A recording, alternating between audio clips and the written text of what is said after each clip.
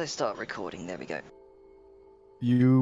I think you have one of your voice modulators on right now. Indeed. I think it's the one you used for Oh, the whoops. decent descent owner. There we go. Sorry. Oh, hey, it's working. Yeah. It's true. Yep, at least it's working. So, what happened last time? I can't do it myself, seeing as I wasn't You here already for have all of the it. version. Well, that just tells you how much I remember. I started taking notes only on my character because I kept having these huge, long, convoluted notes. Let's see. Because he's not here, I can say this. Sable paid a woman for services. He thinks it was construed correctly. Everyone else thinks not so. Pirate Lady It's the Nadala went off. equivalent of giving somebody some cab money after the fact. Yeah. It's like, good job. Well done. Well How did he do that? He paid too late. Yeah. Let's see. Grunka got to do some readings and some trainings on the spiders, the Sir Webbies. Yeah. Did all right, give or take. It really is trying to train a spider, so it's kind of hard. Yeah. Let's see. Going through the list, Sal apparently is an arms dealer now. Hey. Is creating guns and not quite. Guards were impressed by the firearms, but probably not so much interested in buying just yet. Okay. Potential arms dealer. Yeah, Sal is contemplating making profit off of selling gunpowder weapons. Let's see. Neril. What the fuck did Neril do? Well, one was helping Grunka a little bit, but then I'm drawing a blank here. So what did Neril do? She. Neil went to the wizard guy, got a book known as Radical Blood, and started to yeah. research the mark on her forehead. That's right. And also Yeah. avoiding Salyun and Vellum like the plague. Hmm. And altering herself to help out. Oh with yeah, that. because like you came in and all of us, like in Siren and Balthazar, are like, why are you like this? And we had another talk, like another sibling family talk about why you shouldn't touch people when they don't know you're trying to touch them. Unless they are dead. Unless they're dead. Yes. But then also not like that, the way you were touching Vellum. Yeah, it was weird. It was convoluted. But I Yep. think the message got across. The point was gone across, and jokes were made. Oh, the amazing jokes. and Balthazar did business dealings. He got a hookup with a fence about selling property that may or may not be, illegal, Yes, collector's items, things like that. Name was Baz Grazgadur. Sells gemstones, raw materials, other such things. Mm-hmm. And I think that's pretty much. Oh, Siren, of course. Siren did things too. Went to the wizard. Tell us what Siren researched. Siren researched into dreams that she has had to try to figure out certain things. She went to the wizard, managed to talk him into loaning her books and also enchantments to possibly renew ancient censored texts and also protect her own magical books. What did Siren find out? She found out that there are multiple. Well, I have full-on notes for her. Let's see. A book called 100 Years War, Volume 1 by Tamatha Draman makes continuous reference to the High Shaman lived around 6 centuries ago and served as an advisor to a powerful king of the Tohojan Empire. King seems divine. God King Atlathal seems soulless, was able to resurrect and use blood magic in public. He reunited torn apart couples and war wounds. In reality, it was the High Shaman who taught him the magic. The Shaman's origins are shrouded in mystery.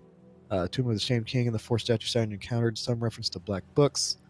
An autobiography titled Black Ink, The Travels of a Curious Scholar by Pataras Halatio. Book details the 50-year chronicles of searching the world for a dark tomb. In the west, there be dragons. I actually have Thar. In the west, there be dragons. Southwest are cults. Northeast are hermit monks. Southeast are serpent people in Oasis. Grand Seat of Gold in Maitreya. Barbaric giants in the southern of the world, top dragons. The island empire of the Orcish people. Expansive beauty in red marble cities. The black books, quote unquote, tell of a time when there was only one black book. Too powerful to leave intact, rituals were performed to drain ink from the black book into 3 separate books, scattering them never to be found again. Around 700 years ago, the Orcish Empire seemed to have a close bond with the remnants of the Giants and Gog's Chain to the south, and also trading relations with Nioba, the City of Gold, and the Orcish capital. And that's the end of the notes on Siren. That's a lot. Yep, I wrote a lot. So, Everyone else take notes. take notes on Siren's notes. And I think that's about it. Yes. Vellum tinked away. Vellum Tink, tink, tink. tinked. Yeah, Tink. he basically just Yeah. just tinked like a motherfucker. Yep. Tink tink tink made Balthazar his pommel that he's yet to attach. And Are we considering whether or not he's made all his armor yet? Or he's retrofitted the Atlas's armor? Because he won't be here for like a few sessions. I imagine he would have spent time doing it. Yeah, he Yeah, did say that yeah. basically any That's chance what he said had, he's working on next, I believe. I think I think I he did think- say he. Yeah, I think he said he would work on that next. So, Yeah, while he's not here, he's we'll say Vellum's probably working on that. Yeah, Like, that's what he finally, told me finally, at it least. worked. You said we would mark down. We should mark down days that passed so you can estimate Okay. skill sheet. So, as we come back into the game, well now after your meeting with the mayor, Cat, get out of the way. I'm eating dinner. Your meeting with Mayor Lesa Janus Enton. You are now formally recognised as kind of official emissaries to Port Morkney. You were told about the various the origins of Nathania and Julius, or partly their origins. You know that Nathania was born to the temple city of Melatos, to the far west in the Tahosian Empire. You know that Julius lived most of his life in the town of Blackridge in the southeastern reaches of the Commonwealth. You were also given the opportunity to take Sean's mission to the Dwarven city, the Dwarven citadel of Dune Hollow, to track down this mysterious asset that he was fairly vague about, and to contact a bald man with a jewel in his forehead. You were also asked to seek out as much information as you can about Julius and Nathania. As the meeting ends, you are now all on the streets of Morkney, left to your own devices. I will pull that up.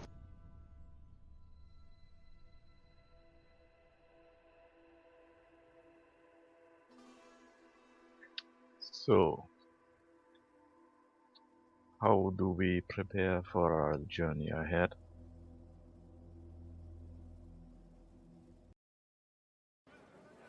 Well, we do have the capabilities of procuring horses from the I guess, armory or barracks, as you may say. So we have both the means of travel and the capabilities. Just depends on where we want to go.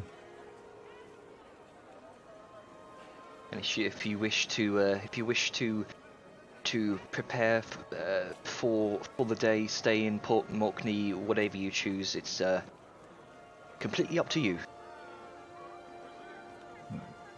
I say we make our preparations and then head out as soon as we can. Agreed. Not be a unwise idea. To make sure that we have plenty of resources for the travel.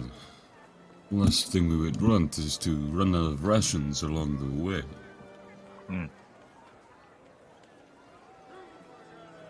We should make a list of all the things that we will need along our travels. Stock up while we can, and leave as soon as possible.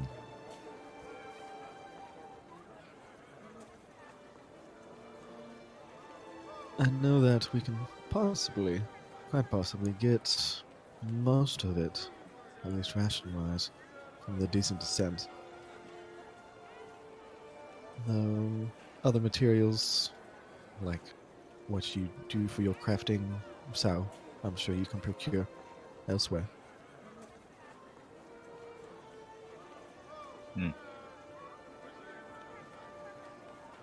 Currently, I do have enough materials on my own to work with, though I do suspect that I would need more quiet areas and a forge to make more useful items.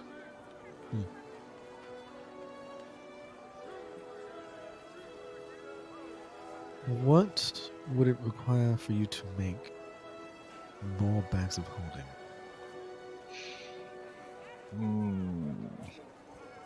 Certain rare ingredients. Chances are they are very pricey. And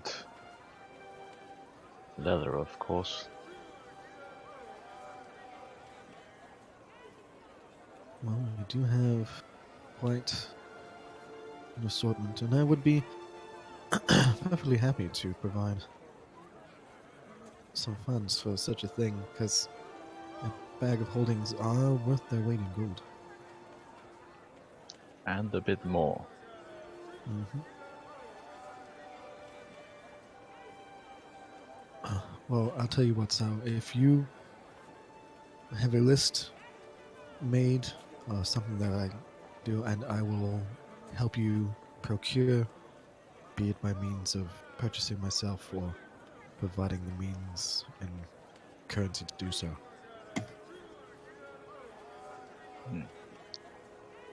I will have to look over my notes to check. Yes, I will give you notice when I know. Just nod. And if you need someone to talk and haggle, just give me a call. Well, me, I'm good at it too. That's true. Don't you know a leather worker, Nero? Oh, yeah, actually, I know the leather worker who made my, arm. That might be a very good inn to have for when we need to purchase some. Indeed. All right. Brother, Yes. do you wish to visit the lighthouse before we leave? I would enjoy to see it, but would it be ready for us? If I remember correctly, it was still under maintenance. Yes, but you know, if they're building, at least getting eyes on it will be able to offer some pointers of how we want it laid out, things like that. Or just to see exactly what will go into our possibly permanent home. That would be very good. I'm going to turn to the rest of them. Um, would all of you wish to accompany us as well? I don't see why not. Oh, by the way, did I tell any of you that we were getting a home, like a house fort or mansion? Actually, that would be good to figure out what exactly is being built as well. On the lighthouse where we first fought, or where we first interrupted the ritual? Yes, I was present, Okay. Just double checking. but you might want to mention it to Nirald and Vellum. Okay. So yes, Nero, we are having I guess, a fort, a home, place for strategy and rest, being built in And- the lighthouse. It's the lighthouse. Mm-hmm. Isn't that like really far away? Yes, but Yes. I've also spoken to sorry, Thaldred, and he is currently, and I have commissioned him to procure us a magical means of going to and from the lighthouse. So, like a gateway. Yes, more like the waystones that we use, the way gems. Neat. Mm-hmm. Because nobody wants to ride a boat through all that choppy water and walk when you can just teleport into your house. True. Still be nice to ride a boat. I mean, there's nothing wrong with riding a boat, except we're on land, but at any point in time you can steal aboard one of the ships in the harbor. Maybe. But for right now, let's focus on stocking up, getting prepared for a journey, and then we can see about visiting the lighthouse. Alright then. And so just throws a offhand comment. You do know I can sail a boat, right? So can I. That's good Oh, to know. fascinating. Yeah. I did not- I Don't did you not know remember? either I of was you could. I was kind of a chauffeur for at least you two when we were in the Black Hand, the prior Black Hand. Yes. True. I knew of you, but not her. That's. You sit around all day tinkering.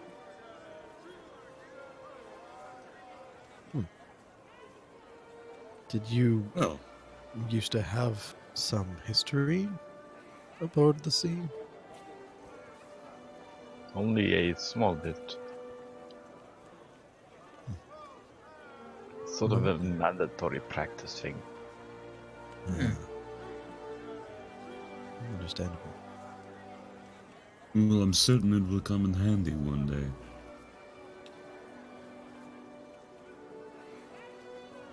I Well- have a question. You said you were getting a magical means for us to get there and back? Mm-hmm. Would this be open to everyone, including not us? I do not know of not us, but I imagine that given what I asked of him, that it will provide us a method of getting to the tower. Hold on.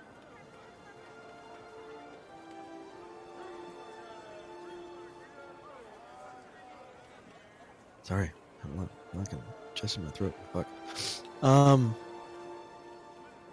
It will provide us a means to get to the tower. I might have spoken prematurely about getting back, but at least a way to teleport to it in times of need or emergency, or if you just wish to travel. It's nothing like a teleportation circle or anything like that. It's just a simple, Okay. like, That alleviates my concern, is where he might make some doorway or gate that anyone could simply pass through located somewhere in Morkney. oh, oof, no. That would be I would very much not want that to have to be available. Considering that we just Certainly. kind of did it a few weeks ago with a similar gateway. To be Yes. fair, we weren't knowing that we were going to arrive in Port Mortney. Or the lighthouse. We didn't know a lot about that, but we still did it. Yes, Yeah. in retrospect, that was probably not the brightest thing. But hey, it worked out. Dire times require dire actions. Hmm. Speaking of dire actions, once we do get this lighthouse, do we intend to have anyone, shall we say, sweep the floor of the islands? Don't you have a few Handmaidens? following you around? Think they can be asked to care for your I was household? more in reference to those who found themselves at the end of the cliff just before the catastrophe, at the bottom of the ocean. Oh. Hmm. I That. believe if they've begun construction, they would have found and possibly taken care of those. Well, Yeah. those were at the bottom of the ocean, Not all of them. and they were hired, at least from what I was told and came to understand, they were hired to clean up and repair the proper lighthouse for dwelling. Why would they mess deep under the water? Bodies float Kinda, sometimes. those ones didn't. You just kind of give a quick glance to Siren. How many bodies do you think were at the bottom of that ocean? Or at least that little drop? Balthazar, just make a general intelligence check for me. Okay. General intelligence check. Why are you making me roll this? 15. Holy shit. From I rolled from really well. from thinking back and kind of thinking about the ritual that took place, you gather that maybe the bodies at the bottom of the ocean formed part of that bone moor that you fought. Hmm. Alright. I wasn't certain. I don't do this shit. Yeah. She does this shit. I just kill that shit. God, no, Siren's going because she has kind of got the gist of what he's implying. It's like, while that would be an interesting means of keeping the place tidy, that sort of hired help is only temporary, particularly if no one's there to keep it in line.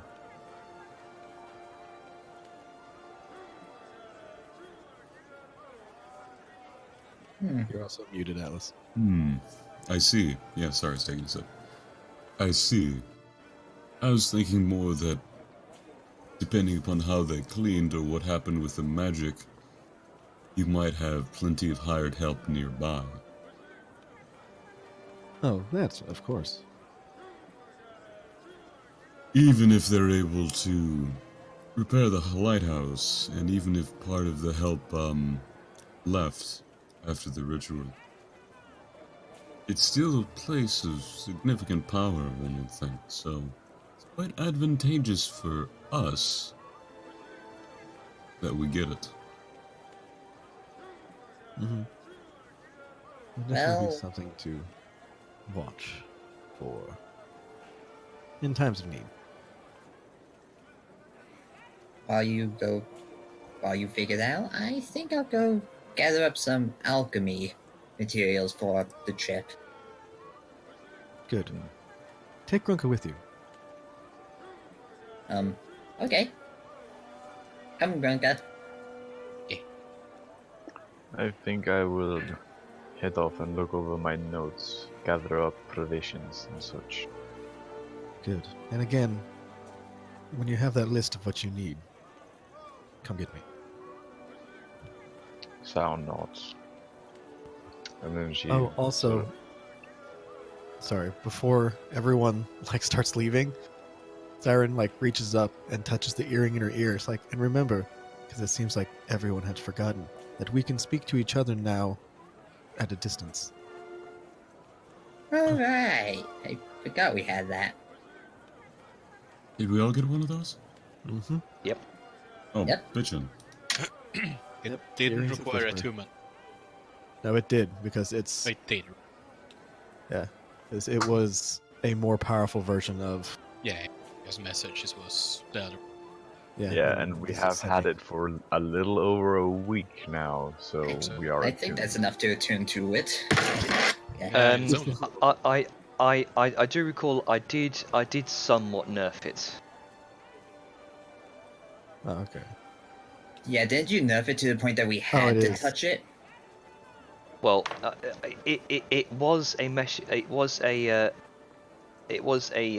ascending spell over like a great distance, but I figured Yeah. that may have been a bit too powerful, so I just kind of nerfed it to a simple message spell. Okay, Which, and it doesn't require attunement now, so yes, it- okay. It does not require attunement. It's quote, these earrings allow the wearer to send and receive message spells to and from each other, to and from the other connected earrings within 500 feet. To send a message, the wearer must activate the earring by touching it, although it will still receive messages without being touched. I have a question. Yes.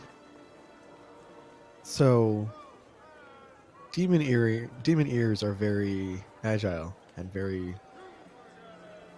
Agile? Yeah. Can I do Well, backflips? They can be moved about like they're very. They Almost can- like yeah. esque, right? So- Like they so- have like full range of movement. It's sort of like deer ears. Okay. So, if Siren, who has like the earring in her ear, were to move, were to swing her ear back and bring the earring in contact with her neck, would that count as touching it? Because that's a lot less conspicuous than reaching up and touching it with your hand. I should have kind of. Well, As long To be as fair, uh, to be fair on this point, you did this. You did make these with humanoid creatures in mind, with standard ears, not Yeah, you know. that's Not I mean, horns and... if that just means demons get an advantage using them, I'm fine with that. well. I mean, sometimes that happens. Sometimes like yeah. magical items have different effects or capabilities and different. I suppose, yeah. species. I mean, as long as the kind of glowing, pinkish kind of orb in the center, it makes contact with another part of you. That should activate it. Okay. So this would be just a kind of a sort of a reflavoring of this functionality. Gotcha. Go demons. Just pierce the tip of your ear, wiggle your ear forward to your face, touch it to your lips, bam. What the fuck? No, that's not how I'm gonna do it. Yeah, goblins also have pretty big ears, but I like to imagine that those are more. Yeah. Goblin ears are more. Yeah, they're not as maneuverable. And it's on my If they were, horn. they'd be just long enough to slap you in the eye. Mm-hmm. Yeah, if you turn your head fast That's- enough. So that's you can just like probably keep why shaking your Bridget- head and hitting yourself, and like we get every other word. Okay. I kill them. Oh, okay, we get the gist of it. Well, I'm going to head off with Grunka to get alchemy stuff. Okay. Okay. And I rudely interrupted Sal, so continue. So, what do I have to roll to find herbs and stuff out of town? Herbs and stuff out of town. That would be Yeah, like growing. just growing in the wild somewhere, just kind of Yes. in the nearby fields. I'll probably say this would be a survival check. Okay then. 15. Wait. Nice. We are going try and find the place. Oh no, I'm heading out of town to find wild growing herbs for alchemy. That way it's free, Okay. and they don't have to Alright, worry about well- money. All right. How Well, about you we were escort taking them? Grunka with you, right? Yes. Yeah. Okay, so roll again and take the higher number since Grunk is helping Yeah. you. Also, because of that, would Wanderer help any? Can you ping Wanderer again? Settlements and Help the provide features are- food and stuff. Get food and water Oh, and nice. shit. I don't know if Oh, yeah. specifically be able to find like medicinal herbs, but he'd definitely be able to find plants, and Yeah. she'd be able to discern if it's the herb. So yeah. So just roll another survival check. Take the high number since I mean either way you'll get advantage since Grunk is helping you. 15. Okay, so 15. What exactly are you? I'm not sure how this would work. If there's like a thing where you like say a pound of alchemy supplies, or if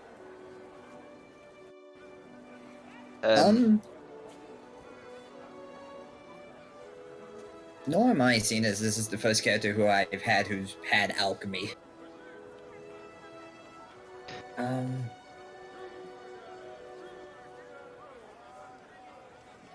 hang on, I'm just gonna look this up real quick. Grunka's probably just gonna find dinner as well. Let's see. Something small for Webby. Bone dust. By the way, Janner, Mm-hmm. after you looked it up, I got a question. Yes. Stuff. Okay, so here we go. To gather the ingredients, you must spend 1 hour wandering the local area, searching for appropriate ingredients. During this time, you cannot perform any other tasks, nor can you travel too far in any specific direction. And in this period, this period does not grant you the benefits of a short rest.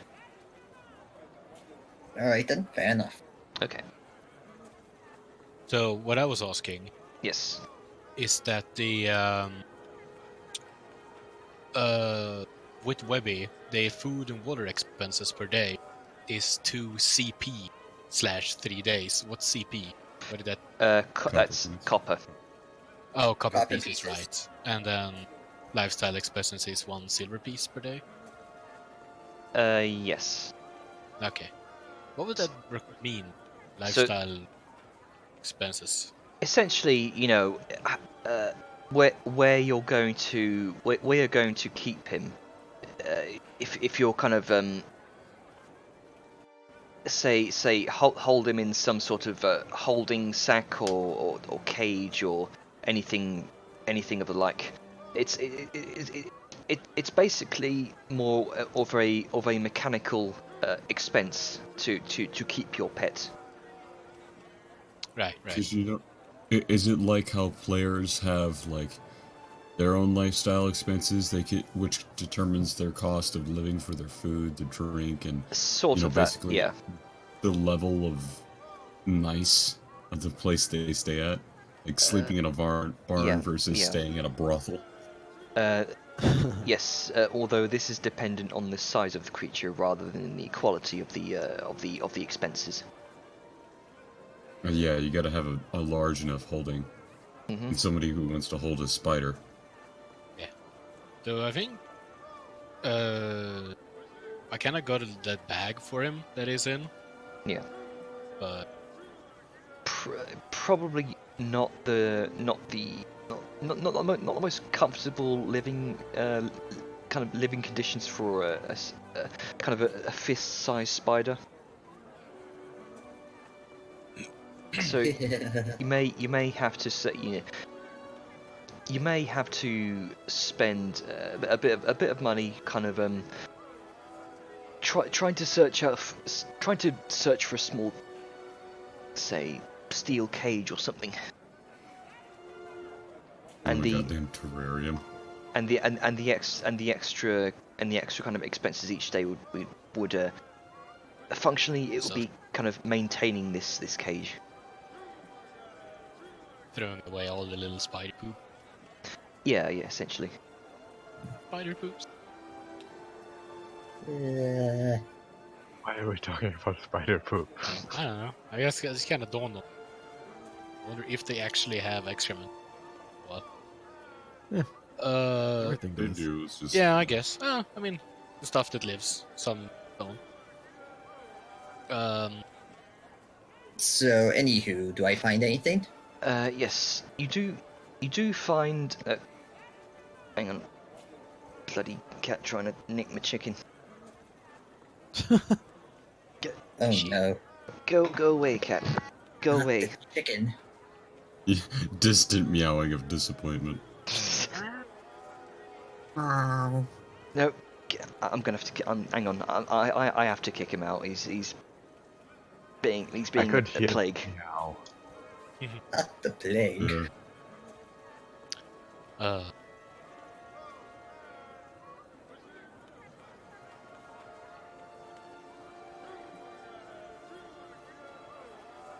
So while he's doing that, what do we want to achieve as player goals for this session? I was thinking going out and doing something, like setting up something where we don't stay in town again. Yeah, because I'm kind of starting like, hey, downtime roleplay, it's really fun, but maybe we can go out and do stuff. So Balthazar's like, let's get preparations and go. Right. Yep. So, Neril, you do find something you actually make a general nature check for this plant. Nature. Okay, let's see. Just Can for funsies. Sure, you can help. So, So- by I don't rolling a know. separate. No, what or- is it? No, you're just giving him advantage. Yeah, advantage. Yeah. So yeah, so roll nature. 13 anyway. 13. So this is a pretty low DC since you already rolled a 15 on your survival to search out for plants. You do find something called bitterweed, and you find a clumped kind of handful. It's a fairly common ingredient in things like healing potions. It's well, certain types of healing potion even. It does have a sort of healing medicinal quality to it, but it definitely gives healing potions that very kind of bitter, kind of cough syrupy taste to them. How many was I able to get? You do manage to gather three bitterweed. Alright then. Not too bad. Makes- Grunka probably found some shrooms or something. Yeah. Yeah, we'll say Grunker did find a couple of small mushrooms. They look I mean from kind of gathering mushrooms before with Armgrim, these are probably edible. You can probably use them in soup or something. Not as good as the mushrooms that grew on Ongrim, though. No. That's what it is. Though I do kind of think that Sansi come from underground mushrooms and like stuff. You can find. Oh, there's plenty of mushrooms where you're from. Forgot Gonka. about the Arger mushrooms. Though I guess that is on the literally other side of the world. So Alright then. Yeah. Anything else you need, Grunka?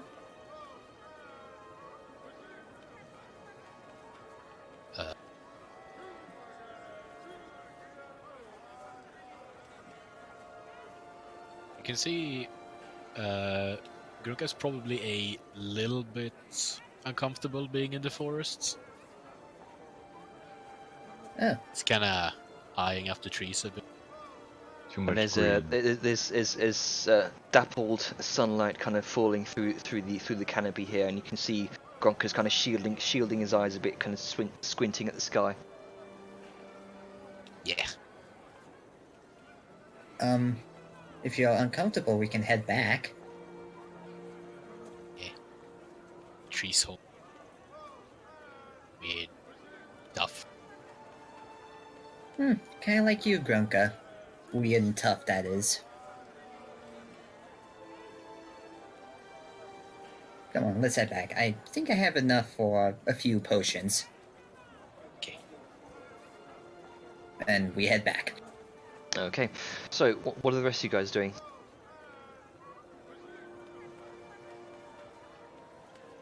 Soyun. Siren Oh, is. Siren, okay. Sorry. Oh no. Soyun! we'll probably do stuff together. Pick Yeah. one. Balthazar and Siren. All right. Siren. Wheel and deal, get some supplies. Yep. Basically, just gonna go through, talk and haggle, finagle, whatever you want to say, Okay. to pick up supplies at a good price. It's a good place. Good price. Okay. Very good. Uh, Who's the ju- Zim? just make an investigation check for me. No, actually no. Let's go with your idea, Siren. Let's roll a charisma check. Alright. Let's give this a try. Haggle.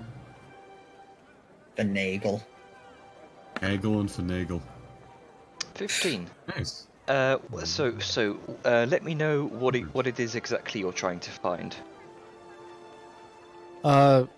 Going to basically be talking and asking people if they know where just a decent kind of shop for rations, food, things like that.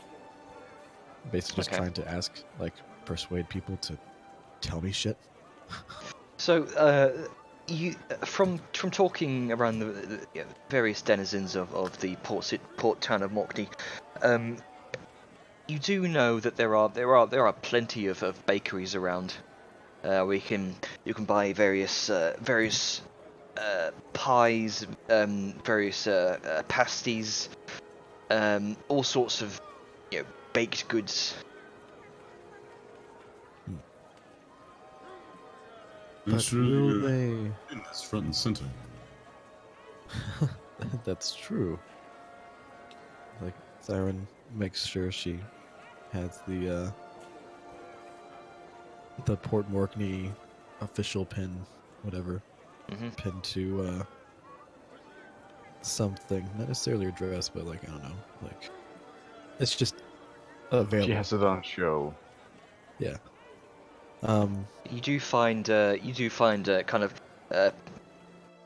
you've got a fairly wide choice of shops here that sell all sorts of baked goods. You do pick out one called Poultry and Pastries.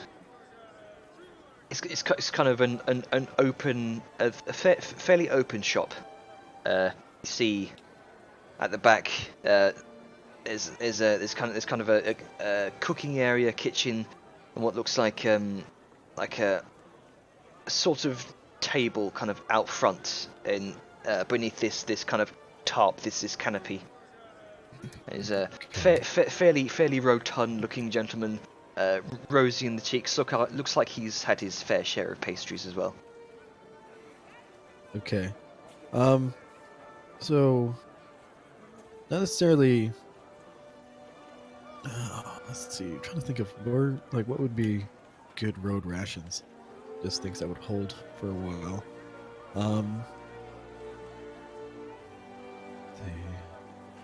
Some biscuits, yes. Jerky.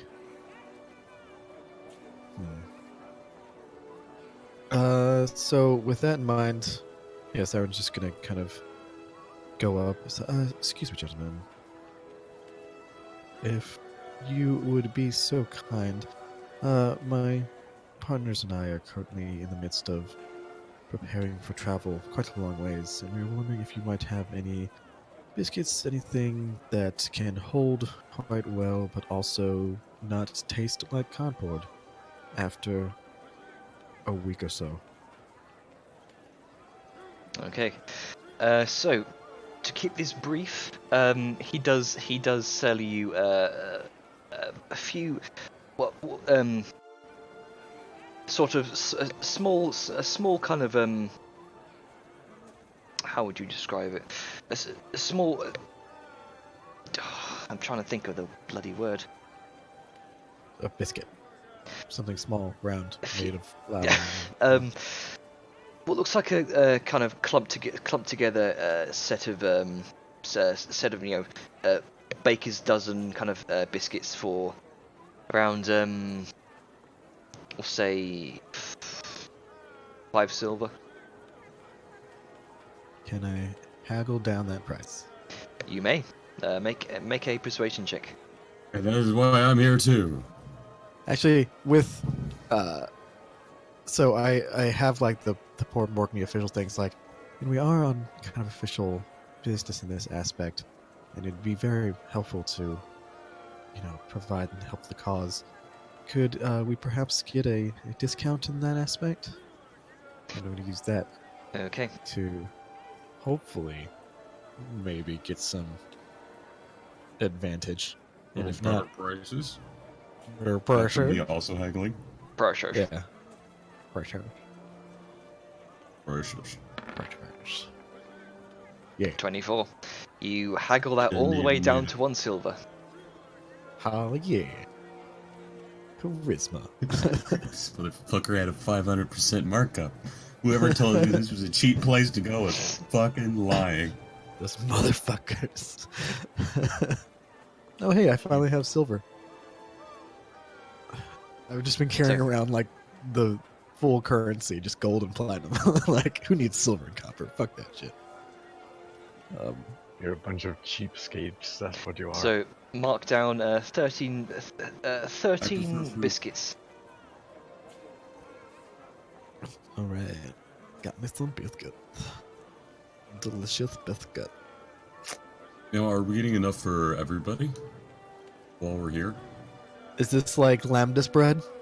Will it last? Will just a little bit last us? Is this man a rotund elf? Sadly not. These are just regular biscuits. Okay. Can with that current price, can we procure a fair bit? Like, how about this? Can I spend 5 silvers worth at this lower price so I get 65 biscuits instead of Sure, 13? sure. I'll allow it. It's just biscuits. Right.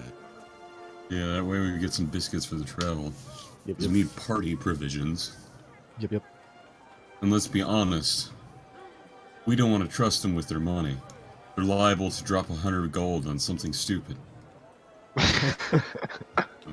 Siren's From lips just experience. Siren's lips just kind of quirk a bit, and then she's like, "Right, yes, Yep. 100 gold on something stupid." Adjusts codpiece. Jesus Christ, I forgot about that. Fucking, fucking golden cod piece. Jesus Christ. It's like, well, if you Fancy ever clothes. fighting golden Balthazar, you codpiece. know where to swing. Yeah. Um, Hit right in the pride. yeah, you might as well just put like a fucking target symbol on your groin. That's the thing, it's blindingly radiant. You can't take your eyes off it, and then he just stabs you in the chest. It's like The codpiece. it's like muddying a brand new pair of incredibly overpriced shoes. Yeah, getting it all dirty. Okay, I heard blood is a great tarnish remover for gold. I swear, one day Balthazar's gonna get fucking robbed. Just because he's swinging around that fucking massive thing. Listen.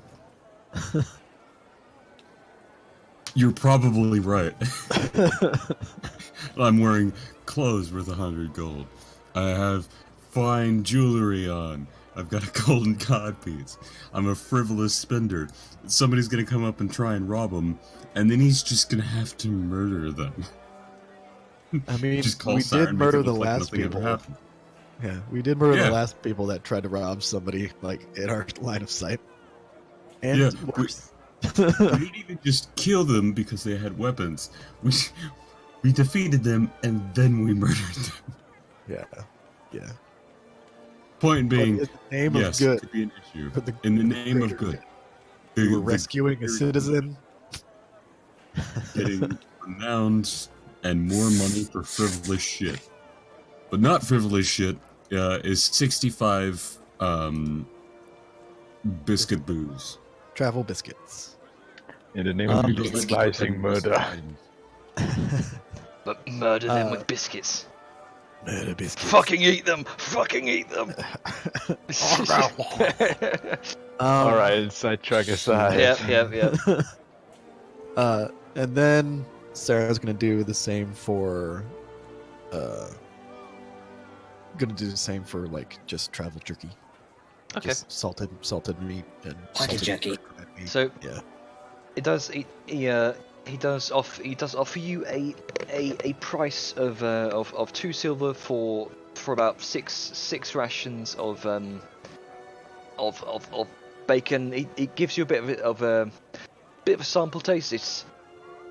It's honeyed. It's just the right amount of spices as well. And your tongue dances. Oh shit. Usually this happens in the bedroom. What? So Jesus Christ. ask Una. Anyway, so can I haggle that down too, or is that the post haggled price? Because we're gonna be buying this in bulk. With a 24 persuasion, that is the haggled price. You could if you like go for the cheaper alternative, kind of bog standard travel bacon. I'm Jackie. currently editing the list of items in group money. So I was actually thinking about doing that too, but I'll let you can do it. And so let's see, it was 2 silver for 6, so basically 6 And there is rations. there is a cheaper alternative as well. If you don't want the fancy flavors. So, okay, so let's see. So a single ration is used in a day's worth of food. So a single ration is a day's worth of food. I will spend 30. That should give me 15 times 6. Yes. Wait, yes? No. Hold on. I have to math. Let's see. 6 for 2. Yes. 6 rations of 36, honeyed bacon for 2 silver. Okay, so I'll spend 12 silver, equal to 1 gold and 2 silver, Okay. and I will get 36 bacon rations. Okay. Mark down 36 honeyed bacon rations. Yeah. 36. Yeah, so Bacon that's rations. 36 Travel days worth jerky. to be divided by everybody. Yes. Okay. I hope we don't have it. 36.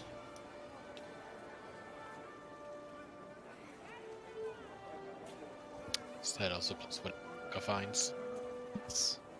Because Grunka, I mean, technically Grunka can like provide food for us every On the day way. by himself, but like sometimes there's certain areas where like wander Might not can't be work. available. Yeah, like you can't just be like, we're in the desert. I'm gonna find water, plants, and animals. Like it.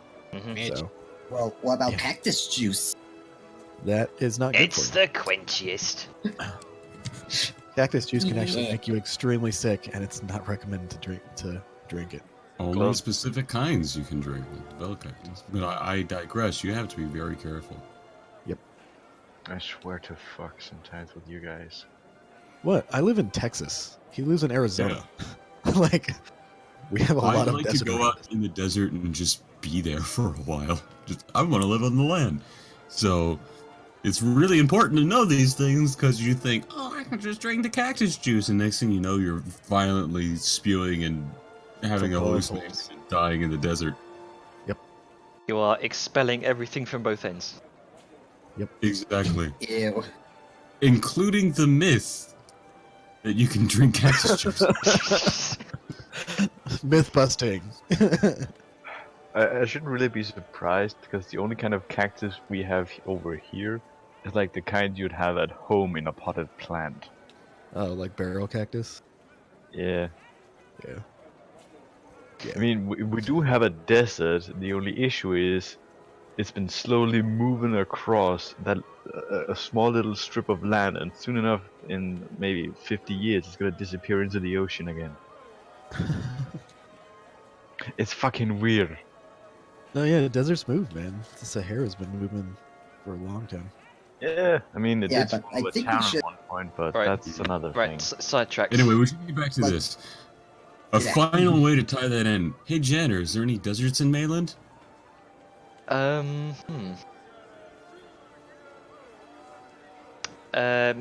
Make a.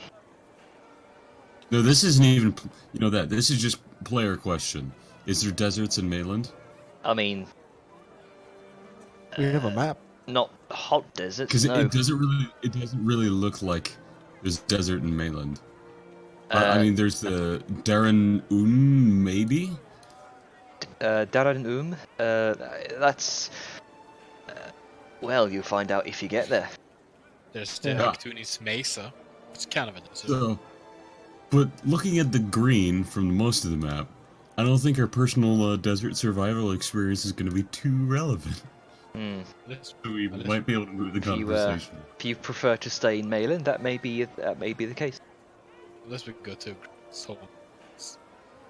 Unless you go, say, far southwest, past the Morbog. Mobile. Isa? Yeah, that'd be the Tanzan Plains. That's the most nearby desert. Anyway, what are you guys doing? Anyway, So we're heading back, so yeah. Okay. Yeah, what's Sao doing? Yeah, what is Sao doing? Finding more workable rations. Okay. What do you mean by workable rations? Materials, i.e. workable. Okay. So what are you looking for?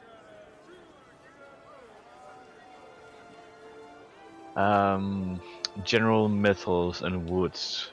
I just need like 100 golds worth of each so I can do minor item creation. Does it say 100 golds worth of metal and or wood? No, but I don't know specifically if I need just metal or just wood when I create stuff. Hmm. Ergo, 100 of each would work best. Okay. Make a charisma check. We'll try out the Avon rule here. I'm happy it's one of the things I don't have a negative in. Does anyone here get the charisma? what about charisma? Charisma Ugh. 5. I mean, asking around, it looks like it's a fairly busy kind of business day here in the marketplace. Not many people seem to have much time for you, Saoyun. They kind of either just blatantly ignore you or walk past. How rude. I smell casual racism. That may be the case. You're not sure. Sure Roll it's an that. intelligence check. I don't think it's that casual. Yeah, no, not that casual. But yeah.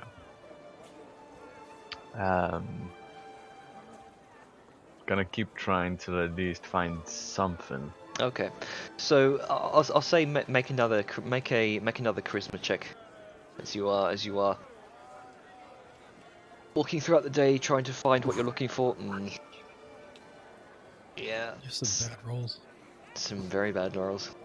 Sorry, Saoyan. Looks like no one's giving you the time of day. I'm tempted. I'm very, very tempted to just fire around into the air just to get some attention, but I know it's gonna end badly. You can always try a guard. No. That would be wrongful use of force. I mean, don't shoot a You mean guard. I mean, ask a guard. I know. Shoot the guard. but Roll initiative. it's Ah, wrongful finally. use of force. Yes. Ugh. I'll do one more check. Okay. 15. Hey, Hey, there you go. Finally. So, as you're kind of making your way through into the main plaza area of the marketplace, you do find a couple of blacksmiths who are kind of ting ting ting kind of working away. You do see that they seem to have a fresh supply of metals. From what you know, Vellum kind of. Couple of weeks back recently cleaned house. Tink, tink, tink, tink. As you go up to one of them, fairly burly fellow, kind of looks like a linen vest, sweating by the forge fire. He looks to you and asks what you're looking for. And then I just proceed to ask for metals. Again, we don't want to make this a shopping episode, so I'm gonna Yeah. be sort of out of character brief about it. All right. So, how many? We'll say for this iron ingots. Let me check the prices here.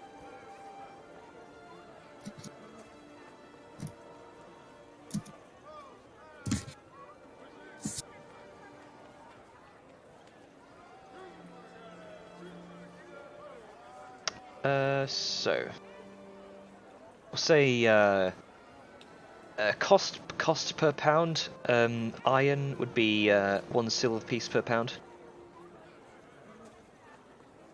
You are aware of the amount of weight that is. Yes. bag of holding.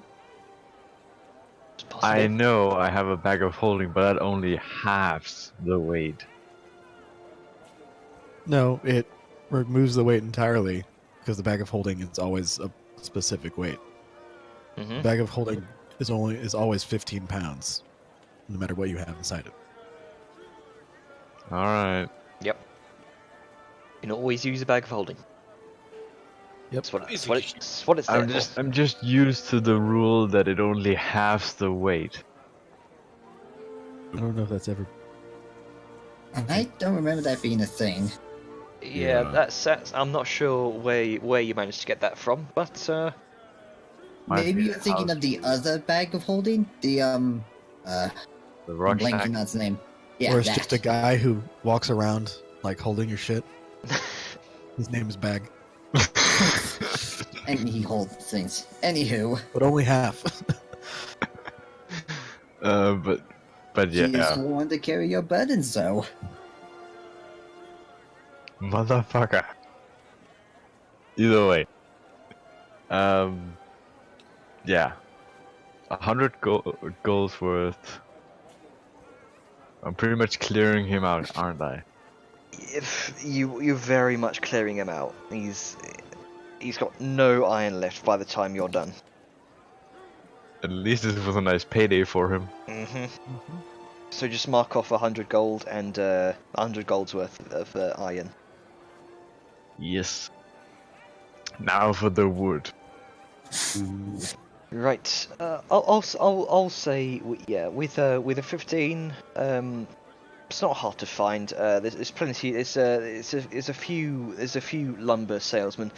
And you do know that most of the lumber comes from the nearby kind of woods. It's kind of bordering the Loner's Trail up to the north. You do find a few lumber merchants. How much wood are you looking for? 100 golds worth. Okay. I'm gonna. Let's just check the price of wood.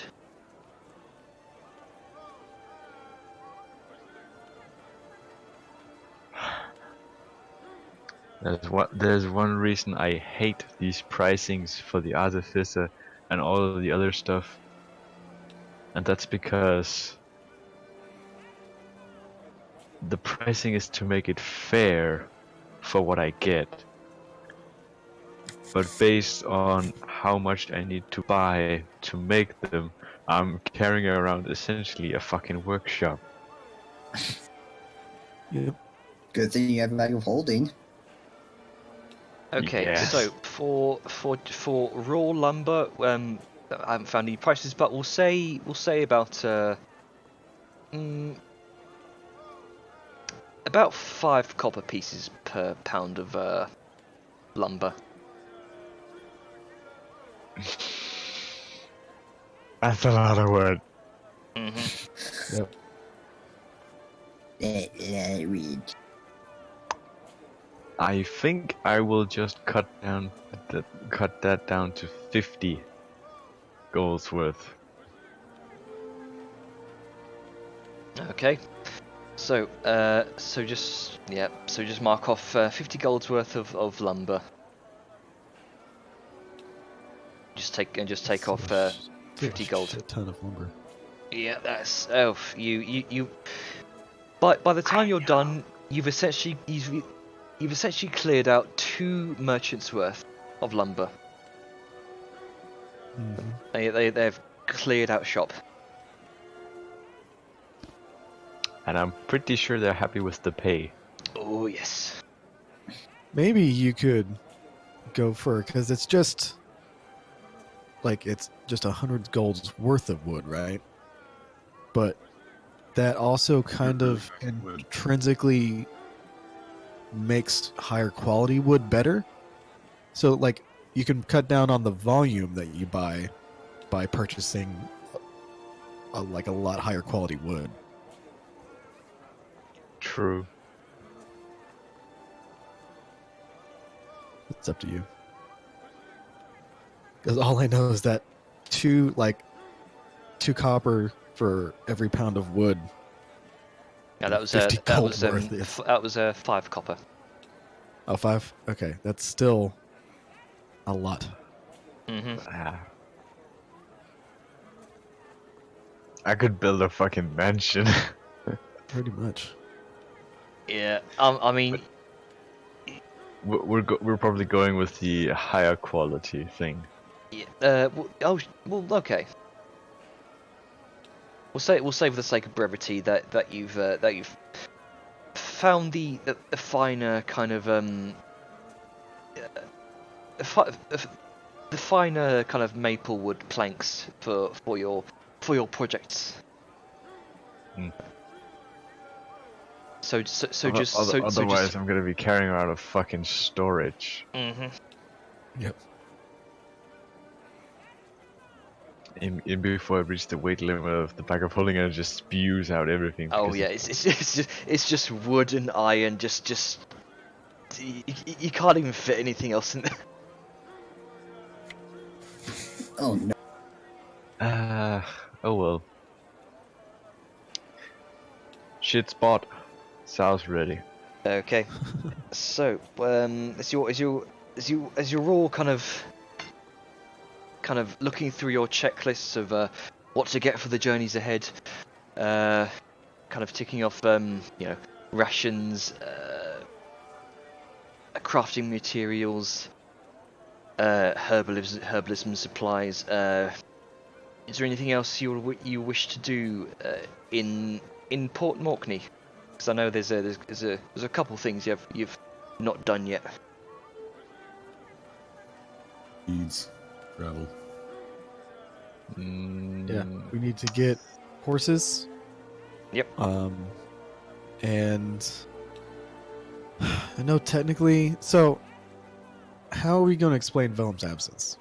Is he just going to be an NPC that he just quietly follows us, or is Yeah. he going No, to be doing he smithy has that things? car. Yeah, it could be in the Why corner. don't we?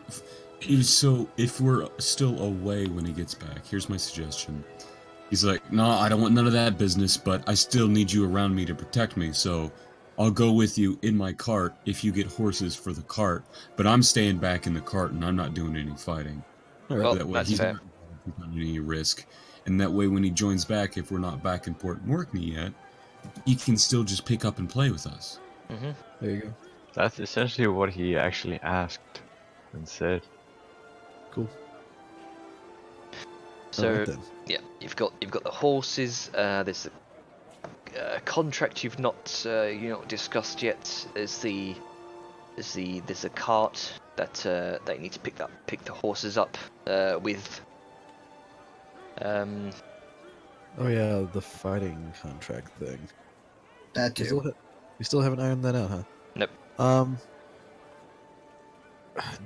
Weren't we just like, hey, we don't want you to control our fucking lives? Like, let's see. Contract work's always fucking tedious and annoying. Could ask. Yeah, let's see. So,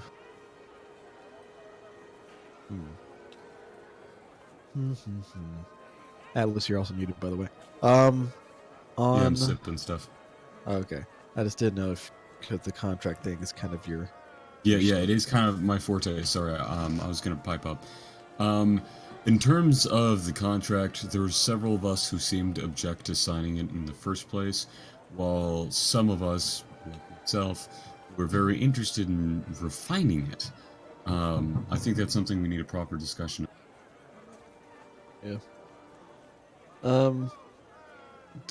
Do we have a physical do we have a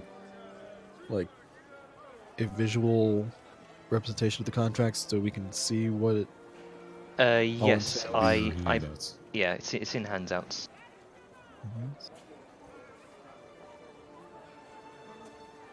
Under handouts, notes, bond Bond of of sponsorship. Okay.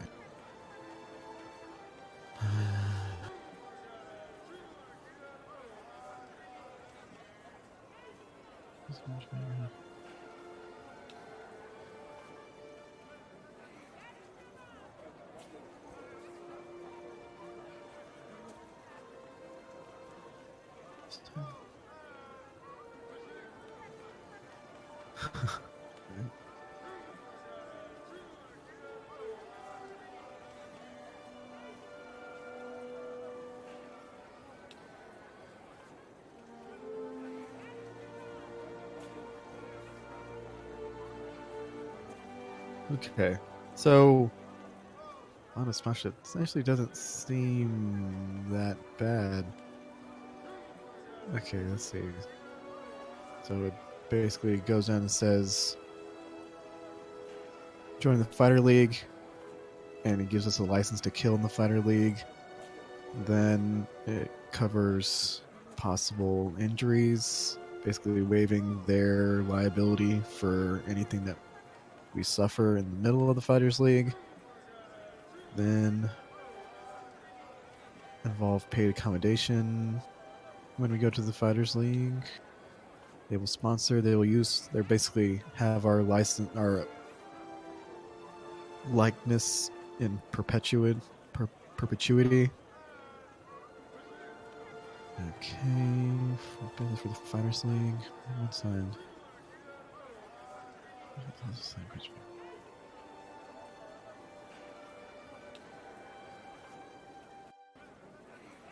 Okay, so basically, only thing I'd really change on the bond of sponsorship is the fact that the only way to get out of it is to die. Mm. So yeah. I mean, has everyone else looking at the bond of sponsorship? Nope. Yeah. Okay. Sao hasn't had the contract in hand, so Okay. In that case, so what Simon would probably be doing is like looking over it, motioning Balthazar, and as I just went down myself, like cover everything, and then just be at the end like, I don't like the fact that it is valid and binding until we die. Because sometimes a sponsorship Yeah. is something that you want to leave. Yes, that's the primary issue, is that it's almost like slavery. What do you mean almost? That's the thing. There's nothing necessarily.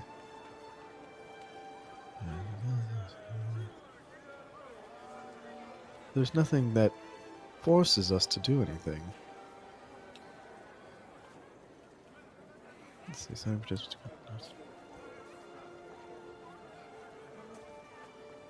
I'd probably want to negotiate exactly what the paid accommodation is, or involves such events related to the Fighters League.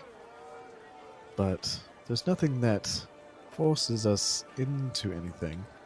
It simply acknowledges that we will be paid and sponsored by Varesh Rasmund whenever we are in such events as with the Fighters League.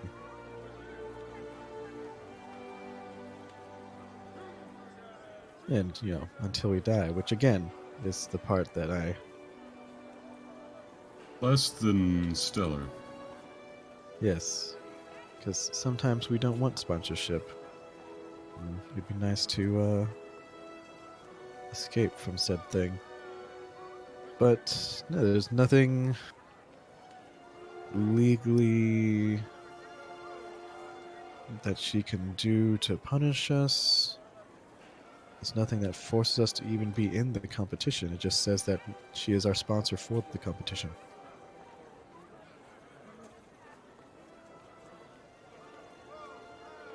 And we were thinking about joining it anyway, weren't we?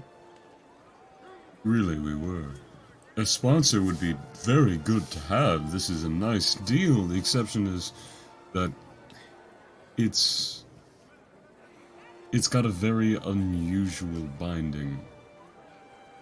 Yes, and again, we can discuss that with her as we do it, just in case. Because for our deaths, either through events related to the Fighters League or any other means, it locks everyone into it. And even Varesh Rasmund, if we were to go off the reservation and do things on our own, would still be forced to sponsor us. I think just a more subtle and fluid clause to allow for either party to negate the contract will be would probably be best.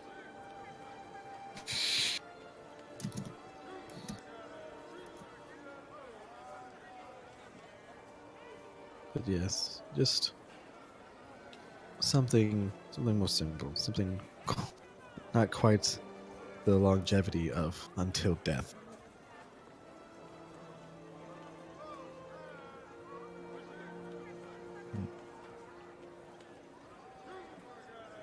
We're saying this as we're walking to Yes.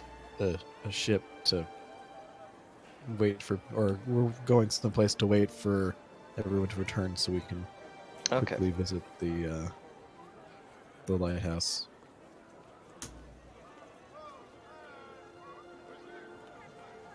So, as you all return from your various I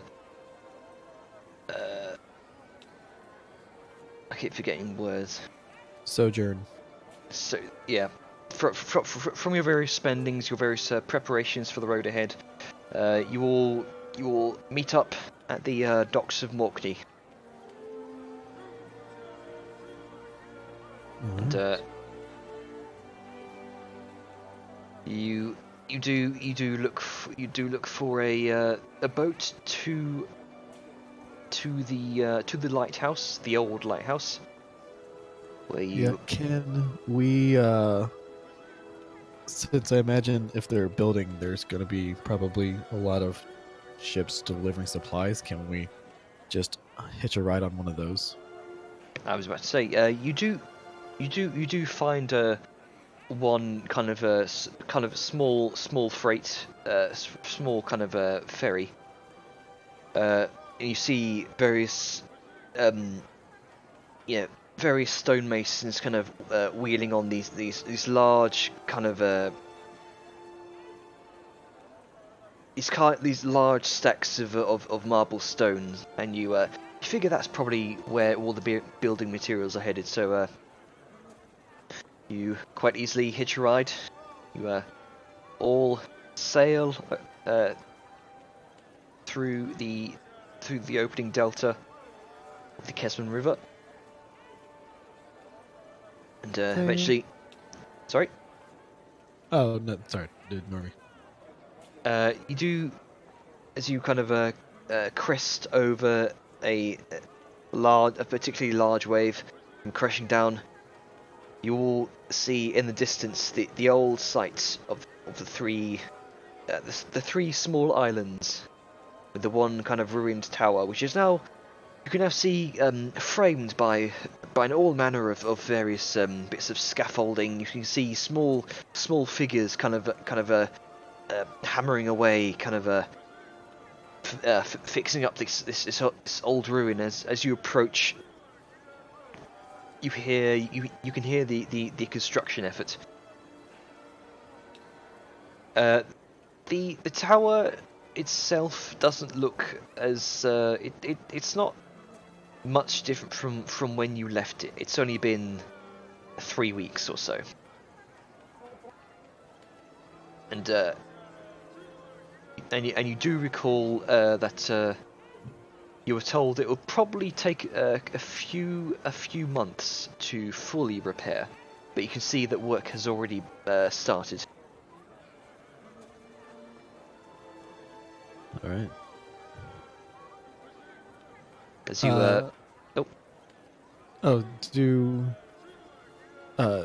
like, are they rebuilding just the lighthouse itself? Is there now like a building around the base? Like, what exactly is being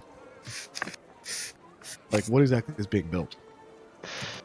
well, right now the lighthouse itself is being repaired, so that they may possibly,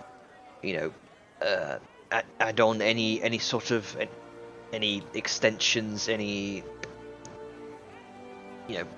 additions to this lighthouse. You gather they've probably got to build the basic bones of the structure before they add anything onto it. Okay. The skeleton frame, if you will. Mm-hmm.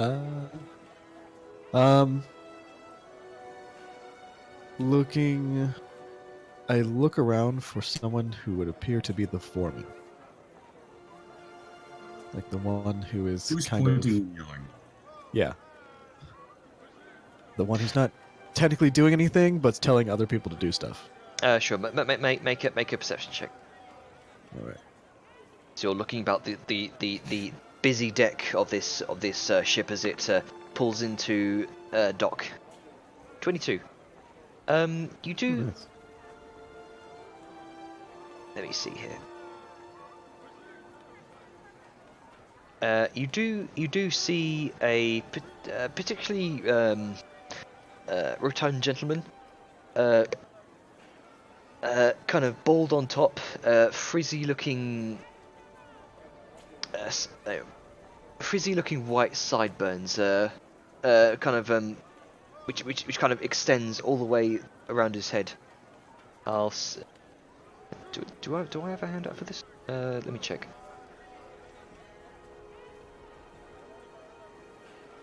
On the group stash, didn't we have some money in there?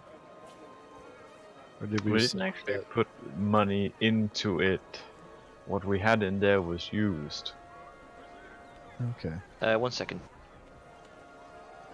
That actually reminds me, since we have a wagon now, we could do a thing I read about, where we simply put money into it, and then when we need something, we can do a roll to check if we procured it within reason when we're in town, and then we can just subtract the gold that cost from the amount in the wagon, and then we have it. So basically, like, an always be prepared kind of thing. Like, oh, we're In a just way, lucky enough but- that we happened to pick that up in the last town, kind of thing. Yeah, with a DC set for how rare or how expensive something is, and such. I know there's an ability like that in Pathfinder for rogues. Either way, that's something we can probably discuss after the game. Okay, so you do find this rotund gentleman who's kind of barking orders, telling kind of telling workers where to move all this stone, where all this mortar's going. You kind of approach him. Oi, can I help you? Yes, my name is Siren. This is Balthazar, Nero, Gonka, Salyun, and Blacksmith. And we were just coming here to visit and see how everything is starting up, if everything's okay. And also, we're wondering if you happen to have a set of blueprints of what you envision is going to be here. Well, you're the Blair, the Black Hand, aren't you? Mm-hmm. And she like kind of taps the metal, the Morkney metal. Right. So I've heard. Well, there's no blueprints as thus far. We were hoping you'd make your arrival here, so you could maybe give the place a once over. Tell us what exactly it is you want to put. Any additions to this lighthouse you want? Any specific facilities you want? Because right now, our main goal is restoration of this lighthouse. Of course. Oh, rude of me. Dockmaster Rains. Siren. And he just kind of offers her hand and Oh, look at that motherfucker's smug grin. It's glorious. I like Okay. it. He's like, yeah, I got two. Those chickens." mutton chops, Oh. man. Look at beardless. And now I want to Photoshop that face on one of the founding fathers' paintings. You fit it perfectly. Do it. So yeah, Siren just kind of like offers her hand, does like a small little curtsy when she assumes he takes it. Yeah, very firm grip.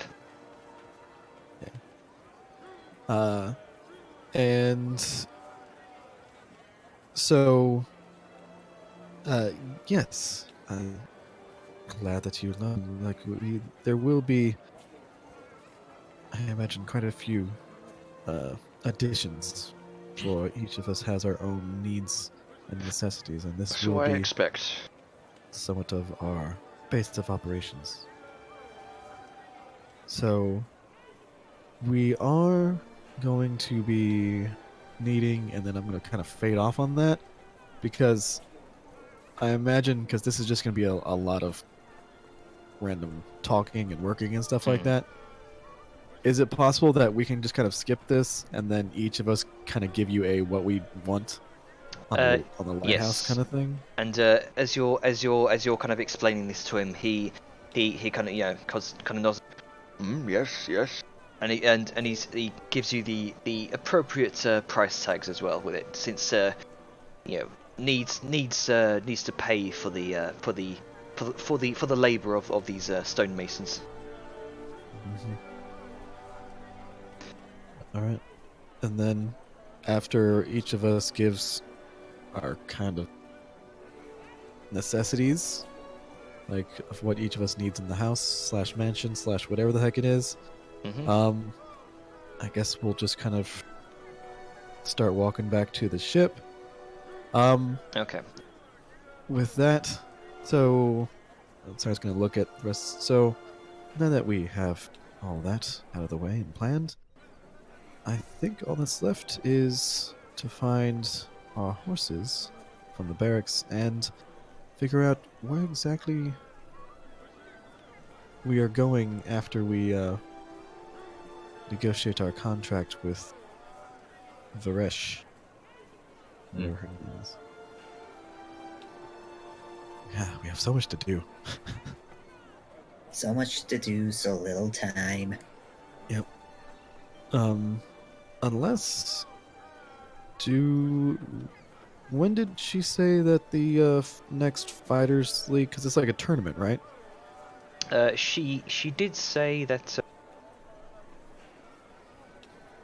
I don't think she actually said. Okay. She didn't. Alright. Let me check my notes here, just in case I've forgotten. Because if it's for a while, we can kind of hold back and wait till we're back in town. Or if we just want to be like, okay, this is it. We don't want it to till death.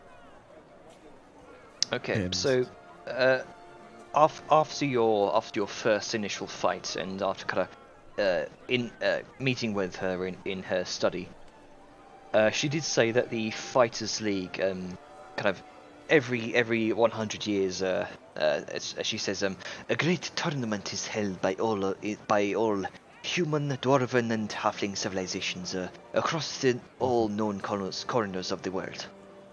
For a period of 5 years, thousands of the best warriors, fighters, and gladiators alike face off against each other, and climb the proverbial mountain to glory. And that's what you remember her saying. Okay. And like was it next month or next year that the big tournament was happening? 'Cause I remember her saying something like She said it something was like next year, meaning the date right now. I've kind of written it on the world calendar. You can see there in your handouts. It's the 1st of Jandus, 2052 AE, after the Empire's fall. that. No, I have to figure out where handouts map.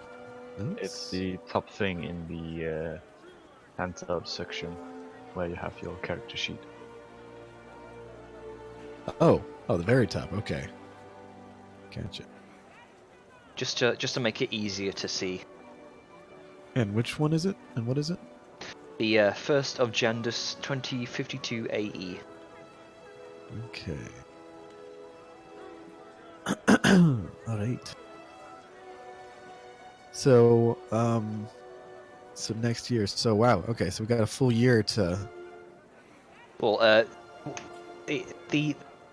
she told you this last year, which was Last year. Yeah, Right. around the 29th of Diezmus. Gotcha. Alright. No, wait, that was I think that Okay. that was just after the Night of Renewal, which is the 1st of Diezmus. At some point during the month of Diezmus, she told you this. All right. In that case, I guess we best go discuss this with her. Do we have to wait for nightfall in order to talk to her, or do you think that she'll be available during the day? I hope she would be available during the day. Doing the activities at night makes sense. But just for a general meeting, to say. Right, right. Okay, in that case, let's go discuss our sponsorship. Okay, so you take you wait for the next shipment to go back to the docks. After about 30 minutes, boat arrives and then kind of departs. You make your way back to Morkney, and you subsequently make your way also back to the marketplace. You approach. You approach the. Yeah. You approach the Laughing Seal Tavern.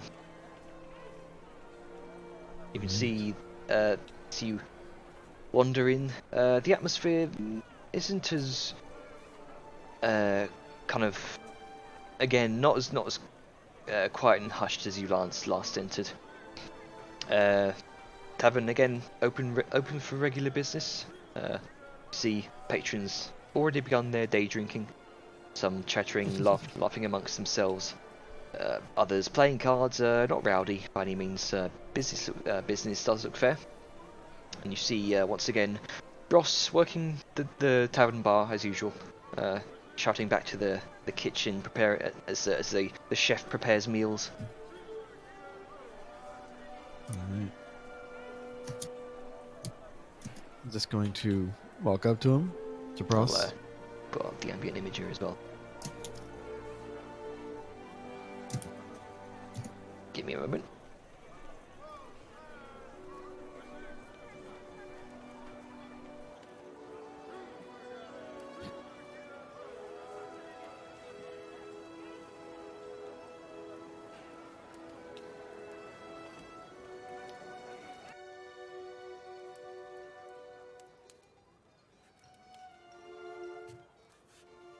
Okay.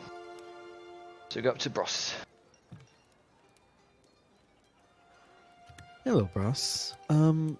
We were coming to discuss the finer details of that one, deal we spoke of with your wife. Ah, right. The contract. Right. You want to see the boss, lady?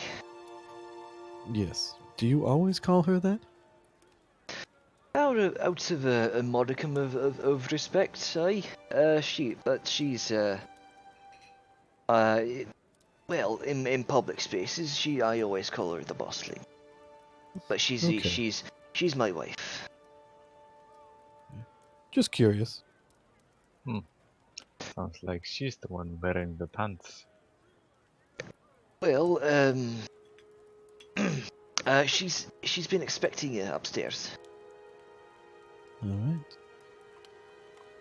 You'll find her on the study, third door on the right. Okay. Thank you very much, Bros. And One of those before I go. Just grab a glass of wine as I walk up with it. Okay. Just mark off 1 silver. Mm-hmm. He'll just flick him a coin. Okay. As you all make your way up, you find yourself at the door that Bros indicated. Unlike the others, this one has the words "private quarters" emblazoned in this sort of burnt filigree patterns on the front. Sarah's going to knock. And just because she's in a playful mood, she's going to knock 5 times. Wait, then knock 5 times again. And then knock 5 times. A moment of quiet. Come in. Alright. Siren opens the door and enters, all regal and shit. As you open the door, you see that this room seems to have it is been one of the previous inn rooms, which has at some point been refurbished into some semblance of a temporary study. You can see, yeah, you can see what looks like kind of notes pinned up against the walls in neatly ordered fashion. Stacks of books and scrolls off to one side, some tucked under the bed. You see a familiar arrangement: 6 chairs, 1 desk, and 1 chair behind the desk. Varish is already sat at the desk, hands clasped, fingers interlinked with a grin across her face. All right. And she Siren's says, going to- oh, go ahead. I was saying, Siren's just going to walk up and pull out a chair and sit down. It is good to see you again. I presume the reason you have come back to me is our arrangement to look over this contract once more, yes? Yes. There's just... Very well, very well. Come, sit. And she Sounds gestures to the rest of you. Yeah. Siren's kind of like look back and motion everyone to come sit. Sao just prefers to stand up and sort of just more casually looks over the pinned notes. And you'll just walk. Okay. I presume. What's Grunka do? Yeah. What's Grunka doing? See. He's... I don't know, maybe he's a bit distracted, playing me a bit. Alright. Okay. Balthazar, I assume you're probably getting in on this as well. Hmm. Okay. Just letting other people do some things since I've been really active lately. Yeah. So, Varish kind of leans in, hands clasped, and eager grin on her face. So, down to business. What about it give you pause, might I ask?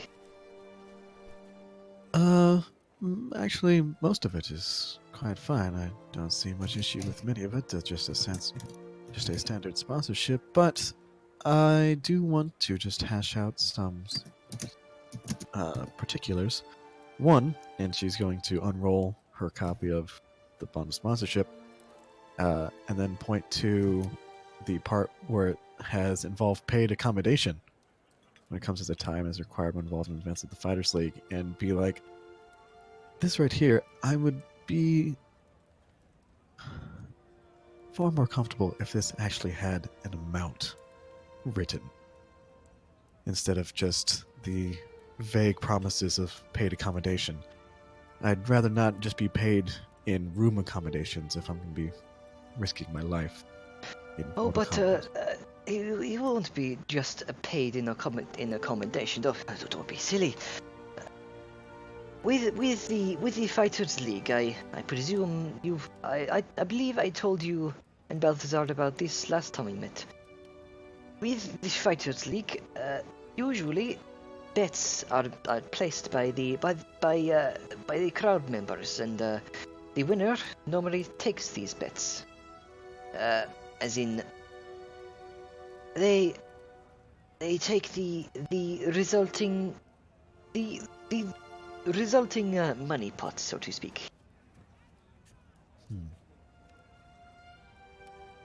So you're saying that the only way we will be paid is by the money that we bet on ourselves? Well, by what the crowds bet on you.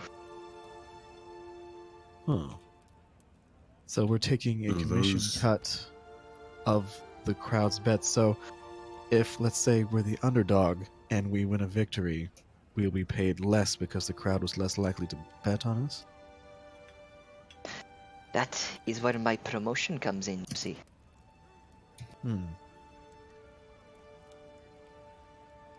And So And we what get a cut exact- of those expecting us to win, rather than a share of those who bet against us. Is that correct? Yeah, I didn't catch that. Yes, it is. We gain a cut of those who bet for us rather than those who bet against us. Well, those who bet against you, and those who bet for you, those go into the same money pot. Though those who bet against you will pay out in full.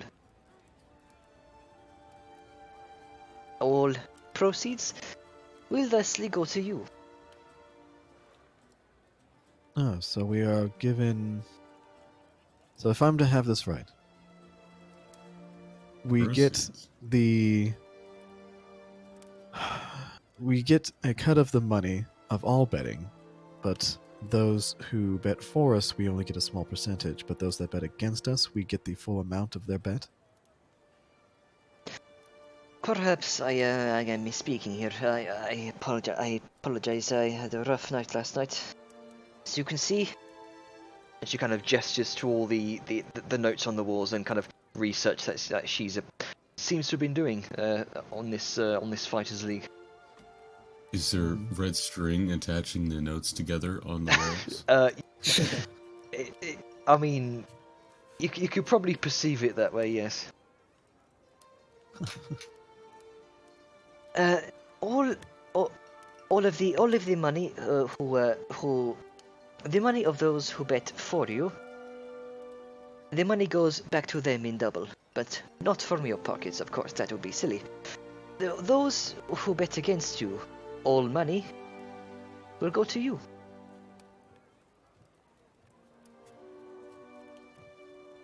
Though it pays to be the underdog, literally. Indeed. Again, this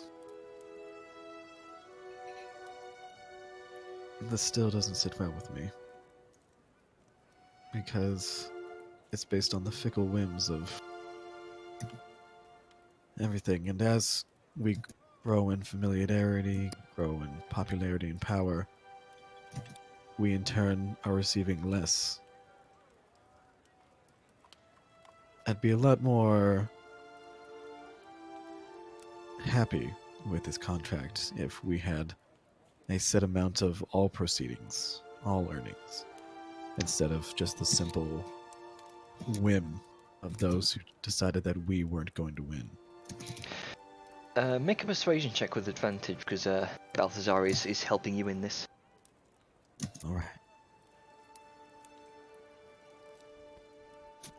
One nat 20. 22. I'll tell you what I will do though. I'm gonna Mhm. spend the inspiration I got this morning. Okay. And I'm gonna roll my 1d10 to add. 23. That's sad, but it happens. Well. It's one more than I would have gotten. Rip. So 23 total. She kind of. Oh, hang on. Okay. Oh, Discord. Yep, Discord's being funky. She ponders to herself for a moment, and she kind of Or start just giving like this award-winning smile, like friendly, jovial, just kind of like, it's okay, we're friends here, kind of thing.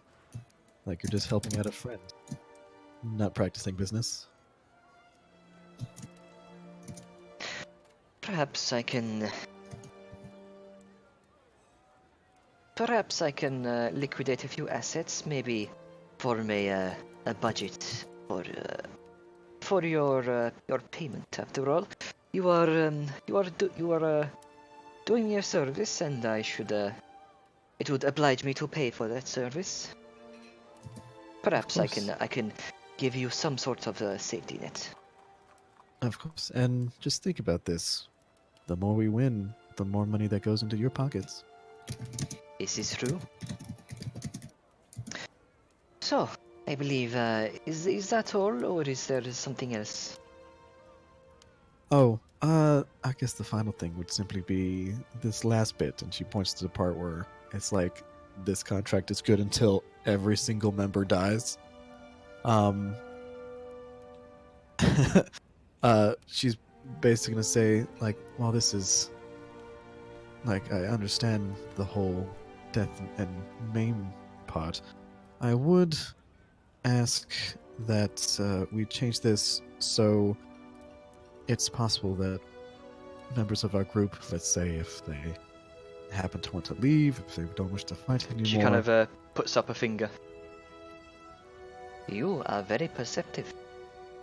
Roll perception. Roll persuasion. Again, technically, Balthazar is helping you in this, so roll it with advantage. All right. Perhaps we could just change it ever so slightly. I understand you probably made this a very simple way of saying. She puts up a finger again. And you see a wide grin spread across her face. You see, I like you. Normally, whenever I offer my annual sponsorship, those looking for any opportunity at shallow fame and fortune would happily sign away their life without actually acknowledging the paper they put their names on. Greed and grand aspirations blinded them as to the risks that comes with it. You. And she gestures to you two, and then the wider rest of the Black Hand. You have no such blinders. You are smart. You are perceptive. It gives you an edge in combat, so I like that very much. That is exactly what I'm looking for.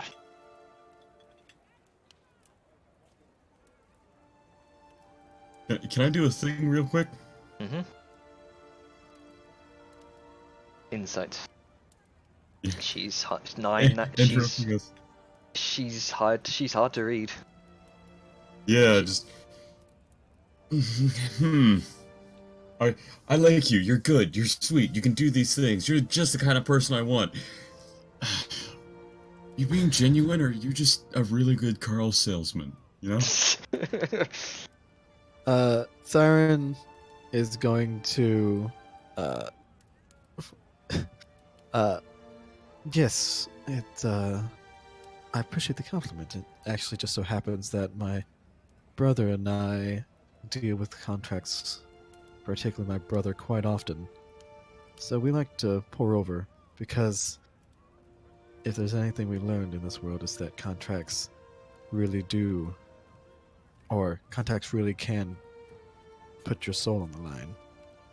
Indeed, it is a nice change from the usual. Well, how would I put it? You see, most who have pursued my sponsorship are like pet dogs, dumb but obedient. They obey because they want treats or food, treasures, and fame in this instance. They do not think for themselves. Do not have a sense of initiative. I snap my fingers and I perform simple tricks for my amusement. You are not like dumb, obedient dogs. You are like graceful wild horses. A trust needs to be nurtured before a rider can mount the horse and have it whisk her away to fulfill her dreams. But she is only brought there by the speed and endurance of the horse, which is why it is in her best interest to care for it. Not treat it like a slave and work it to the bone, but treat it like a companion, a mutually beneficial relationship. That is why I'm glad you pointed out that last paragraph. And I am glad that I managed to as well. It wouldn't do to be treated like a dog, would it? And I'm going to insight check her also, because Sure. Siren wants to know if she put that in to catch whether or not they were smart enough, or is it just like a catch-22, like everyone I've dealt with is dumb. Like, Sure. So hopefully I roll better than Balthazar. Oh 21. yeah. It seems that she,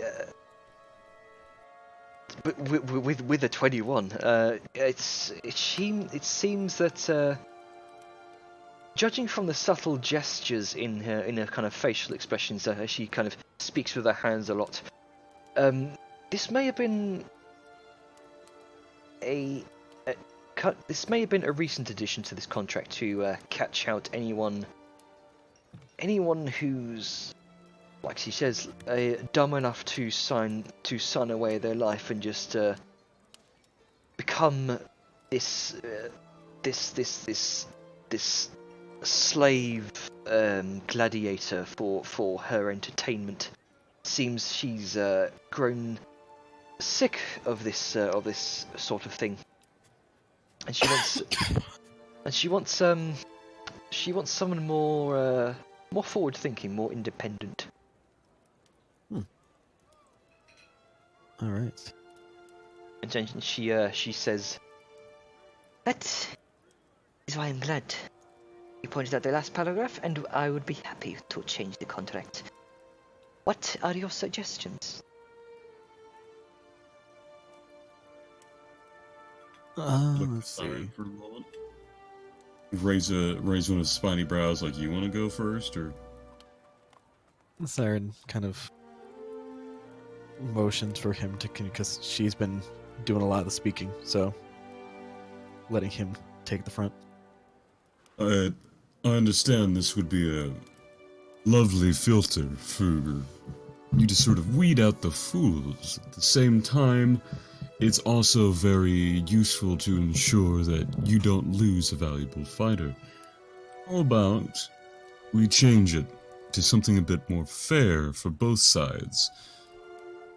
she kind of We can exit. She kind of leans forward, kind of chin resting on a kind of on her hands, listening If intently. needed, we can exit this contract, leave you as our sponsor, and walk away from the tournament. But we cannot join your opposition accepting a new sponsor. So if we wish to follow this, we follow it with you, and you don't have to worry about fronting the bill for us to get famous just to go to a new mistress.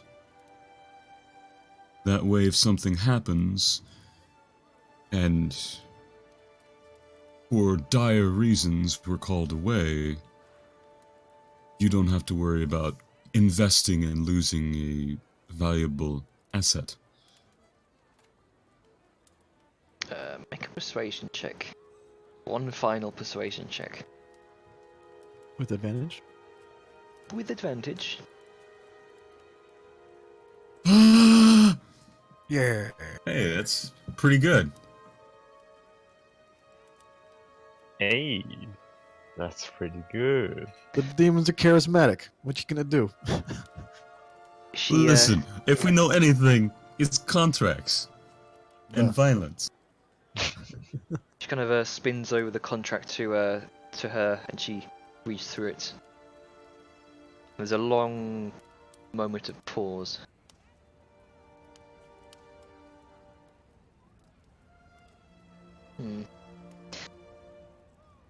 Very well. That is agreeable enough. Not optimal in my favor, but I believe I can make it work. I have a good feeling about your Black Hand.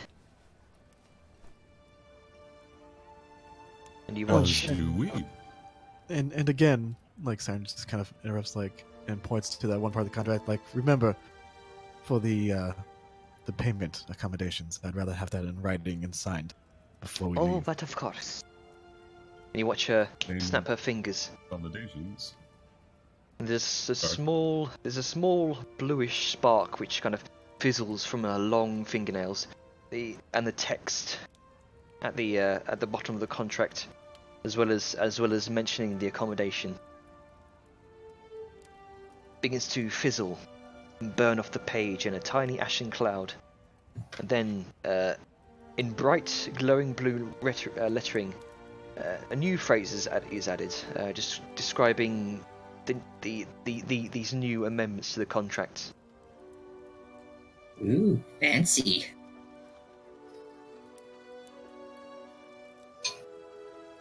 And with Siren no- takes note of the fact that this was apparently a magical contract. Mhm. And with the note of the payments, it will be a much greater incentive for us to not want to leave your service, even if we can't join someone else. It's a win-win for both of us this way. We have the comfort of knowing we can lead if we wish, but you have the comfort of knowing that we won't want to. Indeed. I can see how this may be mutually beneficial.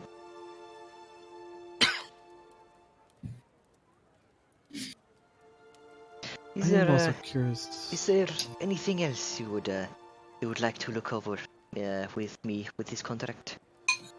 There's Uh, one more thing. And another for me as well. But go. I'll let you go first. The other is in order of my contract Hmm. with him.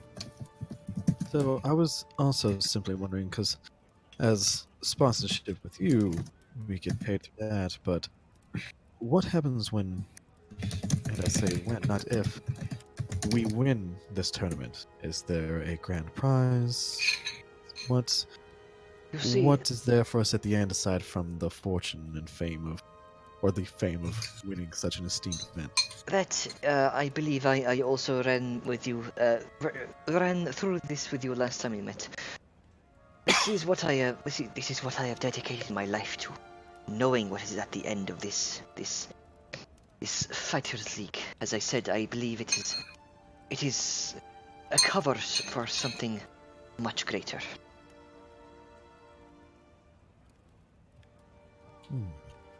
I am not entirely Okay. sure what is at the end of this so-called Fighters League. That is why my father granted me his life's research for me to continue. Don't you have even a estimated guess? Unfortunately, the inner workings in the higher ups of this Fighters League are they ever elude me. Well, then we will be glad to discover what's at the end alongside you. That is what I am hoping for. As I said, you are graceful mares and stallions looking to whisk me away into a new dawn, and yourselves as well.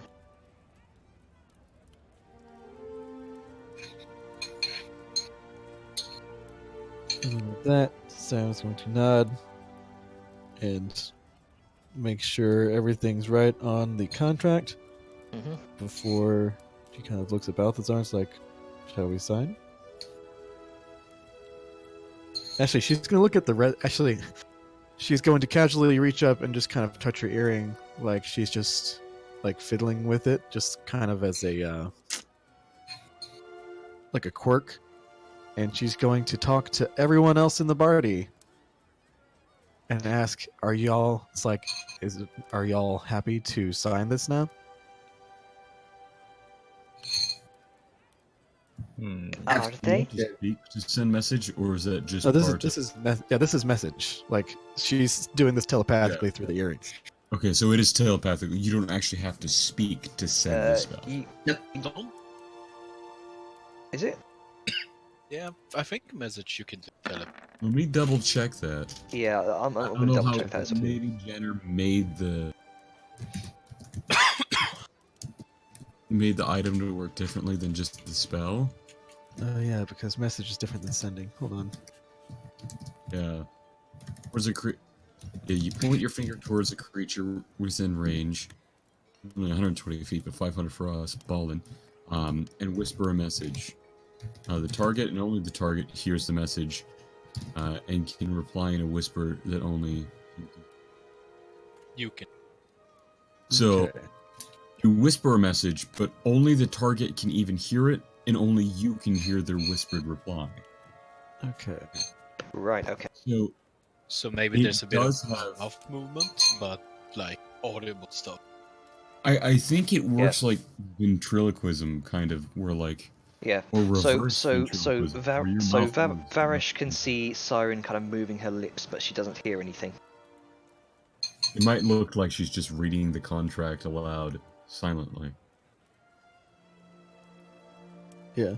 So, unlike sending, this isn't telepathic. So, in that case, yeah, y'all hear Siren messaging, like Siren's voice in y'all's head, asking, "Are y'all happy to sign this now?"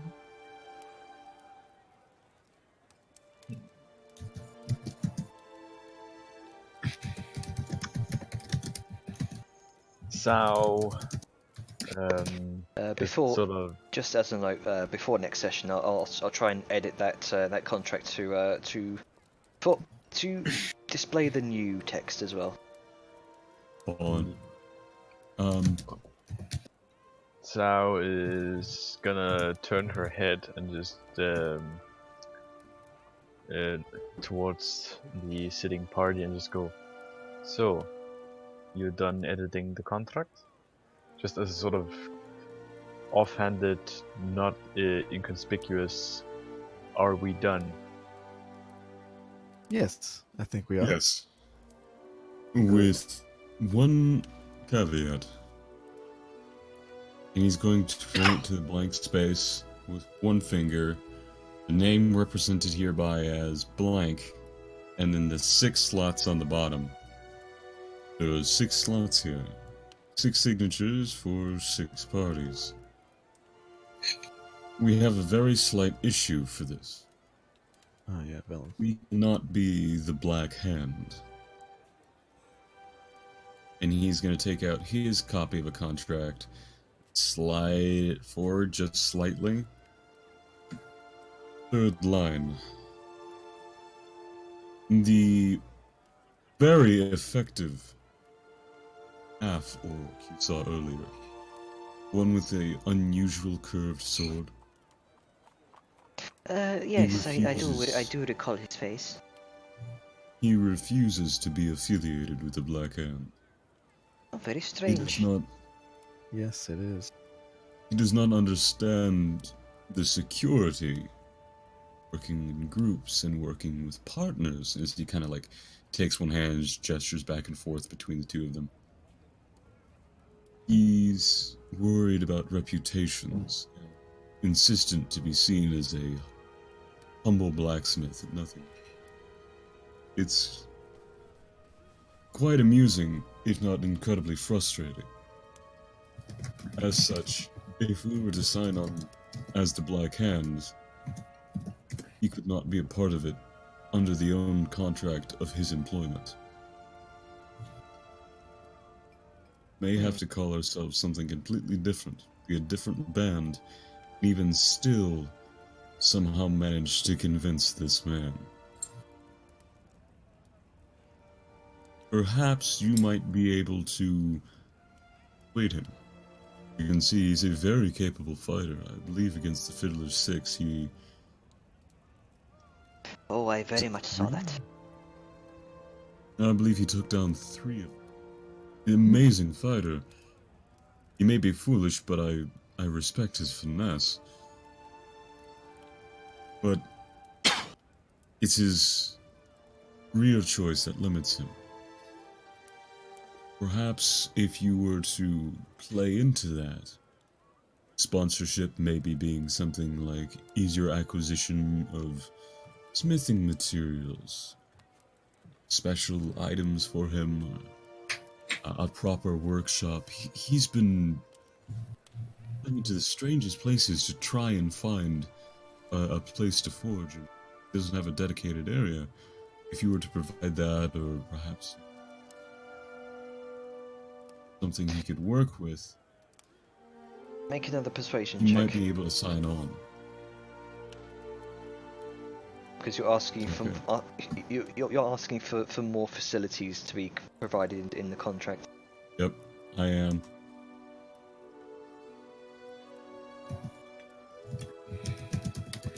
Not the greatest, but okay. I fear that we might not be able to get him if we can't convince them that this is more of an ends to the means of his personal goal.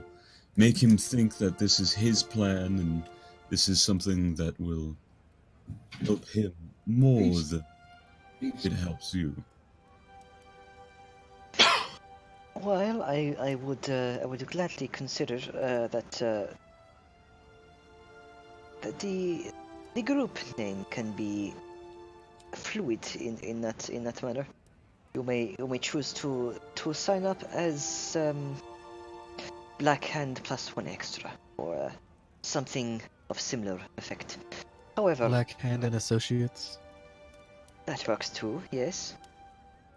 Probably a law firm.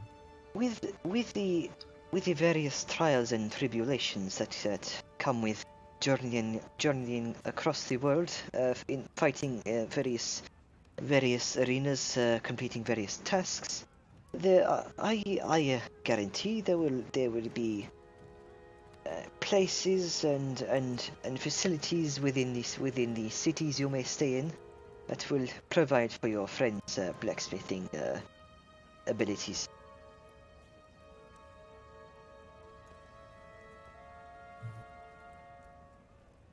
All right.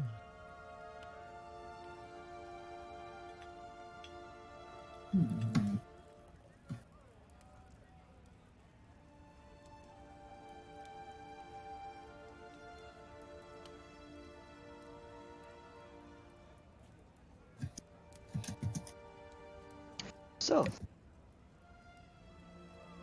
what else would you like to discuss about this contract, or what is that all? I think that is fine for me.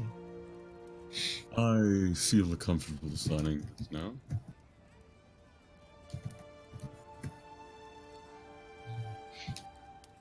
Let us go ahead and go over this one by one then. The red foot. The Black Hand. The Red Foot. I mean, we What could call symbolism ourselves the is Redfoot. that? Oh, you see, it's because there's a red foot imprint on the rears of whoever we fight because we kick them in the ass. Yeah, that works. Yeah. Except not. The pink dong. No, we have to For be. some reason, I don't see that working very well for fighting advertisement. We might get a very different crowd showing up. I was gonna say we have to be child friendly.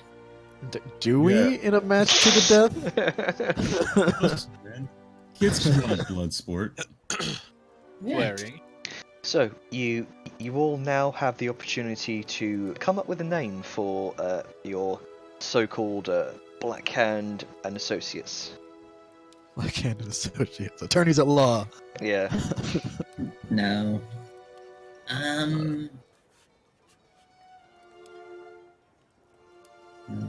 I'm honestly blank for ideas. So like I feel almost like we should just do Black Hand and Associates or something because we kind of joined this to make a name for ourselves, and suddenly Yeah. having like being called a different name, that just makes things It adds a real big hiccup, but the problem is Vellum has added a very big hiccup. Yeah. What about Black Hand and Vellum? Black Because Hand and he- Blacksmith. Black Hand and his random blacksmith. Black Hand and Because- Friends. Black Hand and Friends. I like that. Black Hand and Friends. It's like a kid's. like a kid's Empower show. a friendship. I was just thinking of like a chibi style sticker art style of just Black Hand buddies, Black Hand buddies. where everything is just like those stupid over the top cute little statue collectibles you get in like the loot box or whatever. The Black Hand League. The Justice League. Meanwhile, in the halls of justice.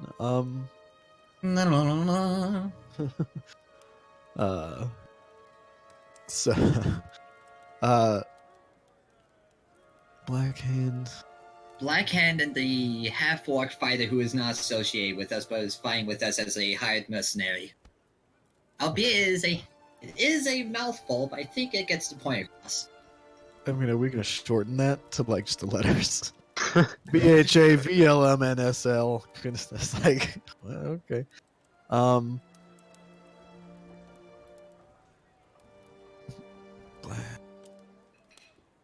Black Hand and let's do like Black Hand and Co. Like Black Hand and Company. Or something. Just something.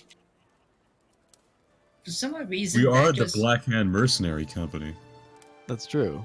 Mercenary, Black Hand Mercenary. Black Band. Hand and Co. would probably be the easiest. Alright, then we'll And- just have to stay in the hands of everyone who's part of the Black Hand. Well, black. This is Black Hand and Co. Have you been injured? Are you dealing with stalkers and violent individuals? Well, hire us. We can't heal you, but we will kill the people causing problems for you. Black Hand and Co. When violence is just right.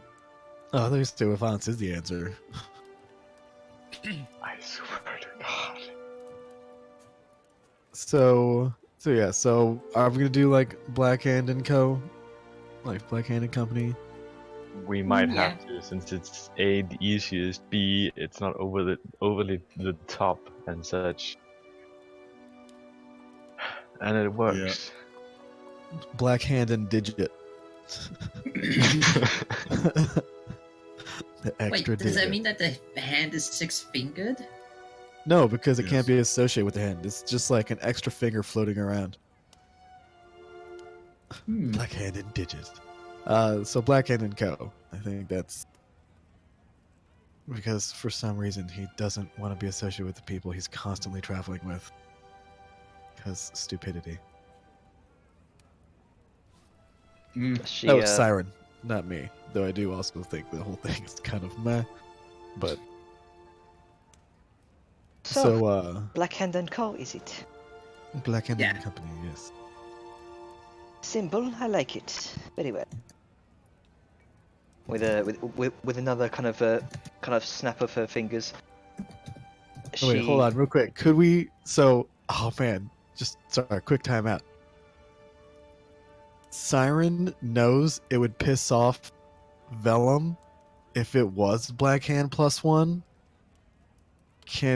So she's gonna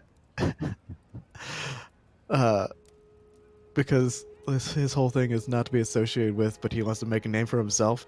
So that +1 would just relegate him to just like a +1. Can we change it to that instead? I'm down. So, yeah. Black Hand +1. It's a lot less serious. And I think that would make that is something that Siren would do. She actually That is. Balthazar would just audibly chuckle at that and not be able to stop for a few moments. so Siren is gonna be like, oh, actually, I think can we have it Black Hand +1? I think that just is a lot better whenever we're being announced in the arena. You understand? I think it just Black Hand +1. Sao is just looking at Siren, just visibly trying not to smile, but at the same time giving her the eyes of really.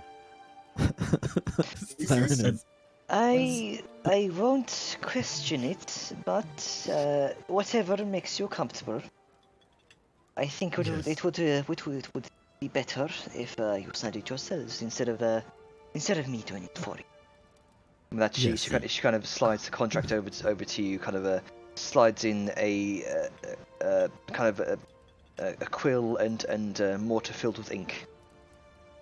I'll Siren is take it going- first, and I'll sign the Black Hand, and then I'll just smugly look at her and pass the quill.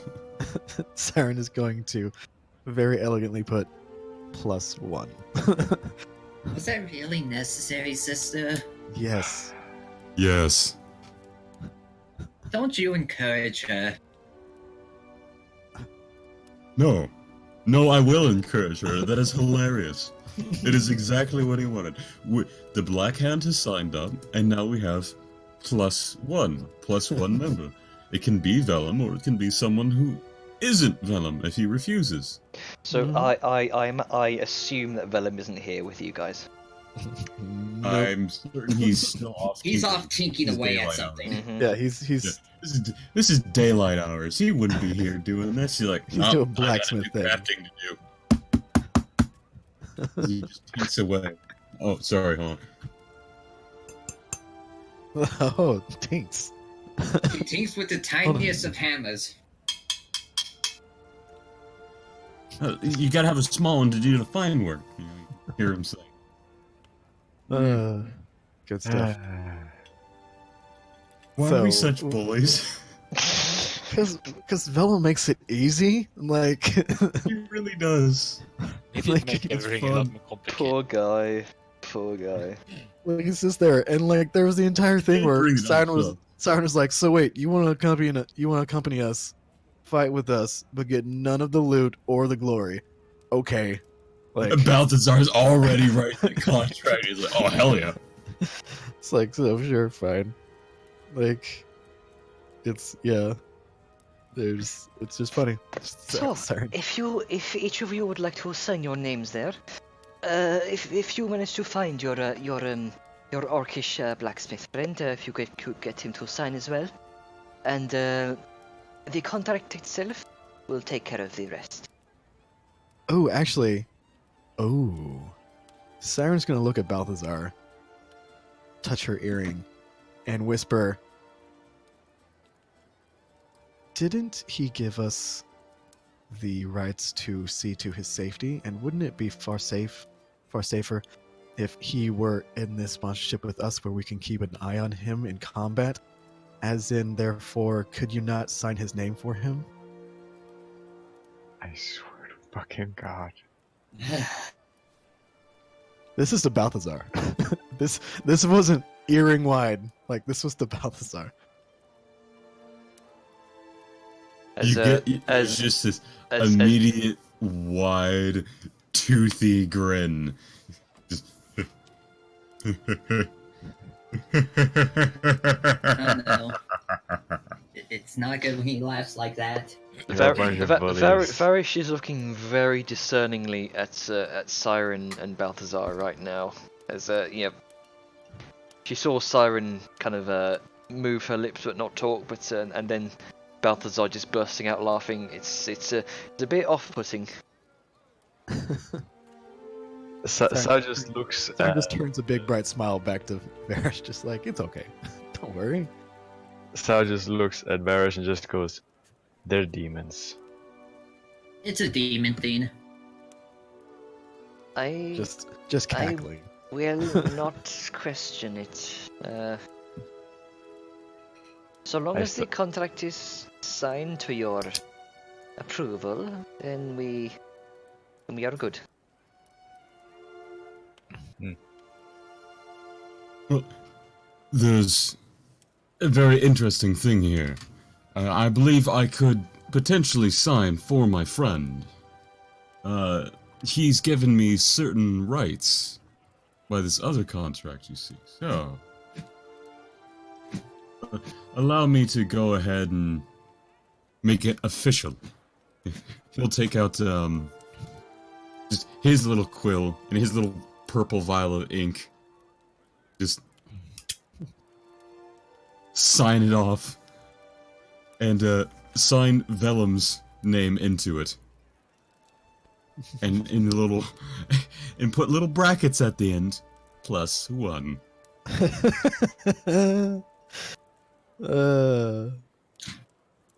So, as one by one, you all sign your names in the contract, unless you object otherwise.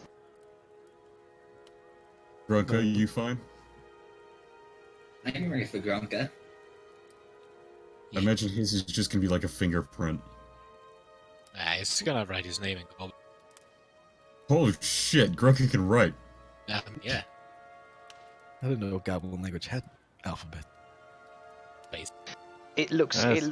Gronka's signature looks a lot like chicken scratchings. So Sanskrit. That's still impressive for a goblin. It is. It's more-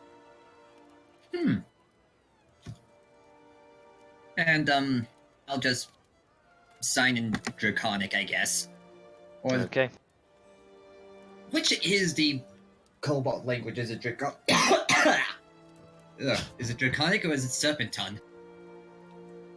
I completely forgotten. Let me check. I think it's Draconic since, well, Yeah, because this isn't Serpenton like Nagas and that stuff. Yeah. You can speak, read, and write Draconic, Serpent Tongue, and Trade Tongue. Mhm. Draconic. I have those languages, so I write my name in the language of Draconic. Okay then. And Sao writes her name in Trade Tongue, surprisingly. Siren does it in demonic, because apparently that's something we do. Like, we're not doing this all in trade tongue, we're doing it in the languages of our homelands. Only Just need- reasons. Just needs to be your signature. Doesn't need to be discernible. Yeah, I actually have no idea how to It write my doesn't need name to be in. discernible. Hold on. Let me break out Abyssal and just. Brother, no. Brother, no. I could You do remember it. last time you wrote in that language? Yeah, it wouldn't stop bleeding for 3 days. I mean, I could do it in Undercommon. Undercommon. But I Okay, Yeah. just to keep this brief. You Jeez. all each sign your names in whatever the fuck languages. Eventually she kind of snaps her fingers and the contract just disappears into a pink mist. And away we go. The contract is signed. So, coming this year, I have many contacts that should inform you of when your next fight is. This would be your first proper fight. But when it does arrive, expect to see me. We will. I feel bad. Out of character a little bit, signing him up, knowing he probably wouldn't like that. But at Oh, the he same he time, wouldn't. Not at all. this is hilarious, and now we can force him to be part of the party. Oh, sorry, you're in a binding contract with another demon. But that's a human. It's like a dwarf lady. You can't. No. She's a demon of a different caliber. From what you She's can gonna be see, so mad. she's human. Yeah, from what you can see, she is human. Yeah, that's good and all. But like, you know, you can be human but still be a demon. You know. Well, yeah, sure. But we'll roll with that. Metaphorically. Yeah. Like Neo's a kobold, but in reality she's a cinnamon bun. A what? A cinnamon bun. Literally a it's a- cinnamon bun. It's Right. a joke. Too sweet and pure for this world, except for where she Exactly. just like randomly molests people. And swims through demonic cow corpses. Yeah. I didn't hear cinnamon bun. I heard cinnamon ton or something like that. And I was like, what? Ton of cinnamon. Cinnamon challenge. Either way. All right. So, with that, I guess we will take our leave. And Okay. She bids you farewell, and she says, We will meet again soon. with a sort of knowing smile. all right. Sao is suspicious at that, but while not shrugging it off, just sort of is more or less ready to walk out the room.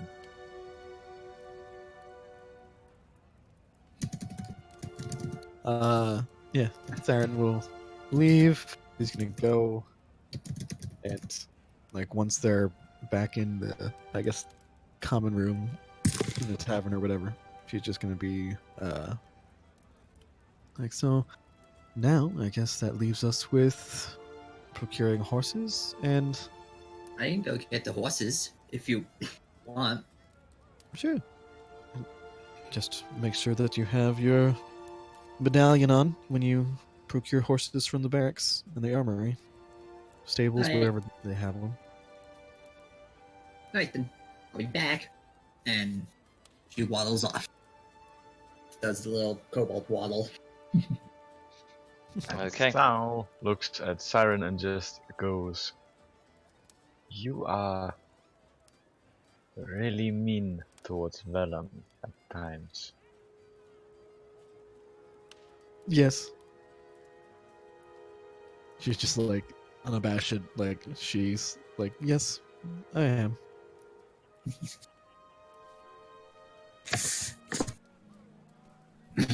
Less mean than stabbing him in the neck, though. Mm-hmm. Though, y'all stopped me from doing that one time. To be fair,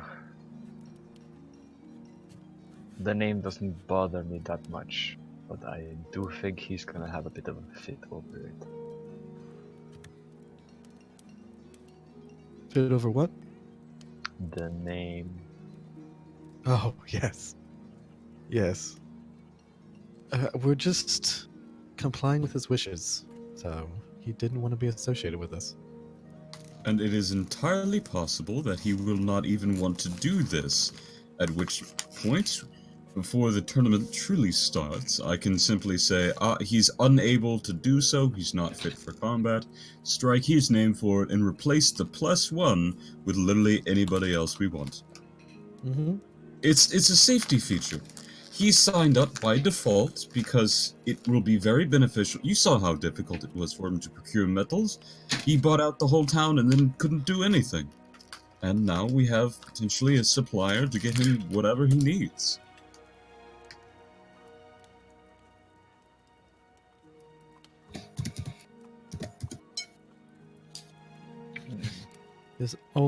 I only did that with the best of intent. Pragmatism. Right. So, you are finishing up this conversation. We head over to Neril, who's on her way to the. Where was it you wanted to go?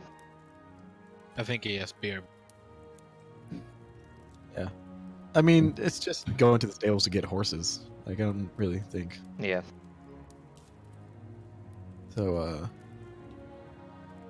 let's see, with... Oh, back. Never mind. Yeah, I was There you just are. dealing with something. So I'm here. Okay. So you were headed where exactly? To go get our horses Okay. at the stables. So the stables from what you know, make a charisma check to ask a city guard. With advantage because I have the pin. Actually, you know what? Yes, this that would count as advantage. Yeah. 23. Okay. Give them the Neo puppy dog eyes and they're like, that way. So, you are pointed essentially out to the eastern. No, this would be the. Let me check the map. This would be the southern gate of Port Morkney, Southern Gate. and you were told that there is a stable nearby. From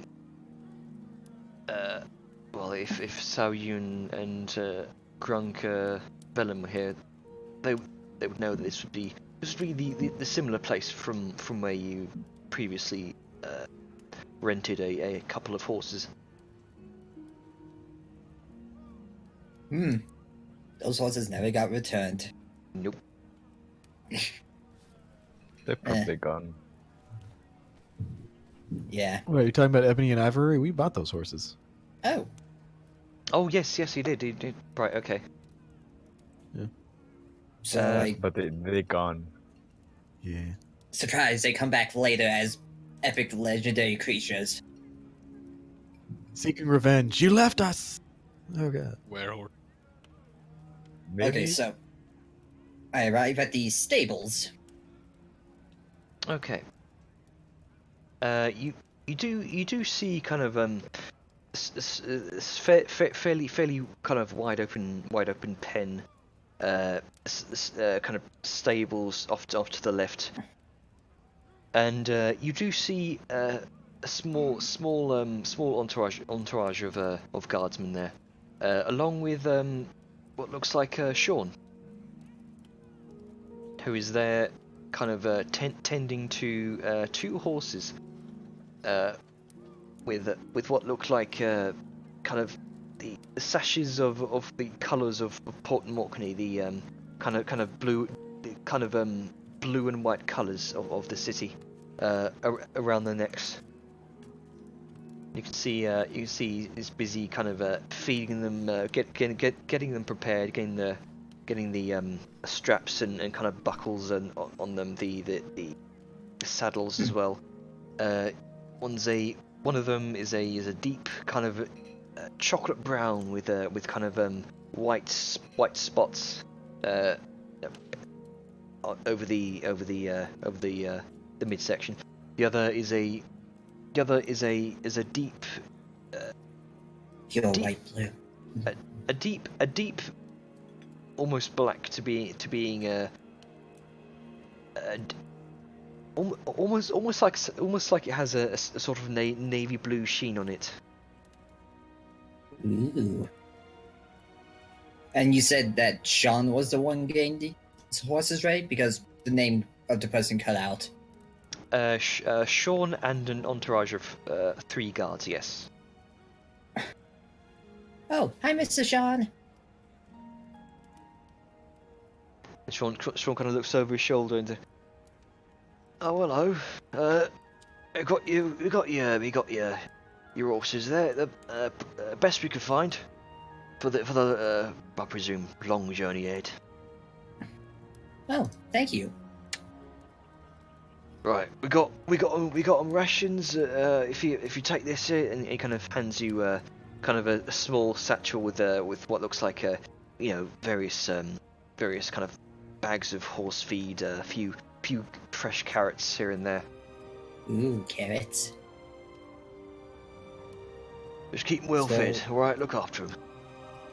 Of course, they won't end up like the last horses that we may have kind of forgotten about. I didn't see him on the way back, sadly. Yeah, that's what Vellum said when he went to go look for them. Okay. He gives you the horses' leashes. Do you now have 2 horses provided by the city? Do they have by names? It does. It don't have names per se, or at least Sean didn't mention any names. Horse 1, horse 2. No. Okay, let's see. The brown one is Bill. And I'll think of a name for the blue one. Raven. Or it's a black one with a sort of bluish navy blue sheen. Raven. Yeah, Raven. One night. 1 to 2. I'll think about it. Not. What about Night Raven? Yeah.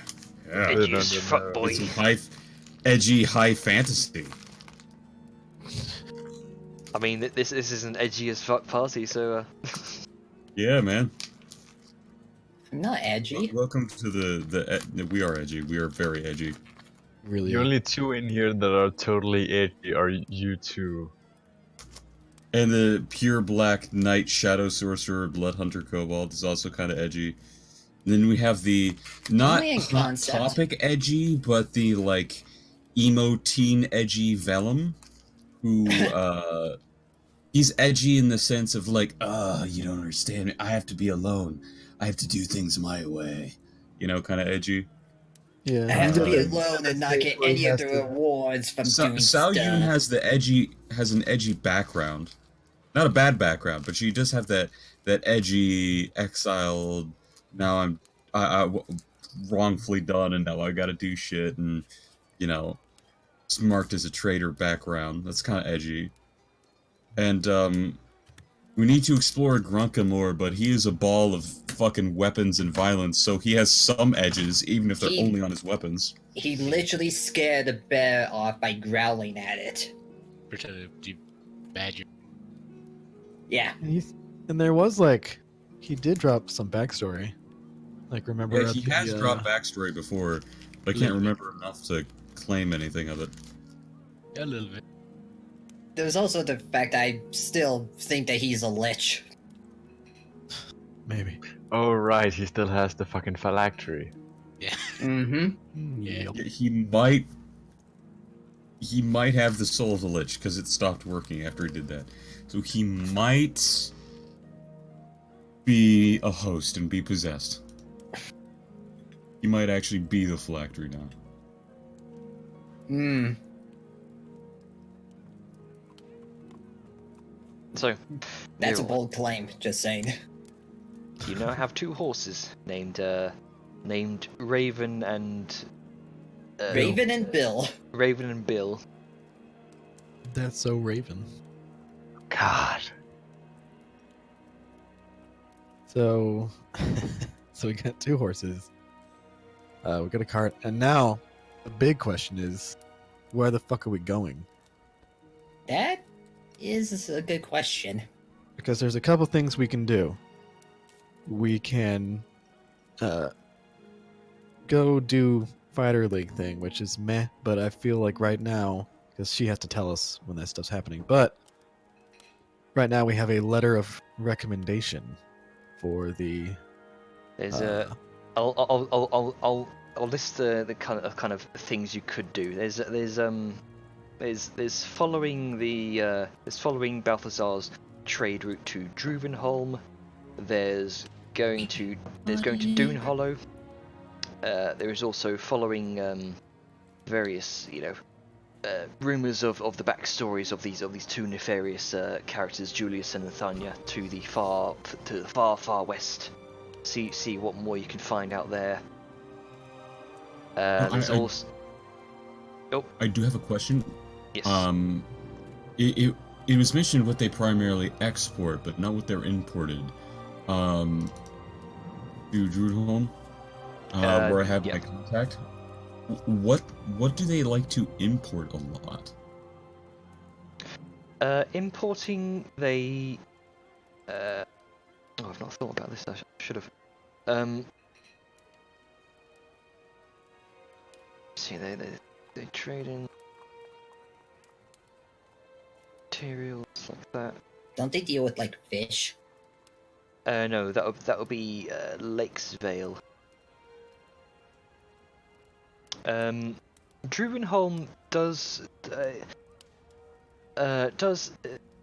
also have its fair share of importing some kind of rarer minerals like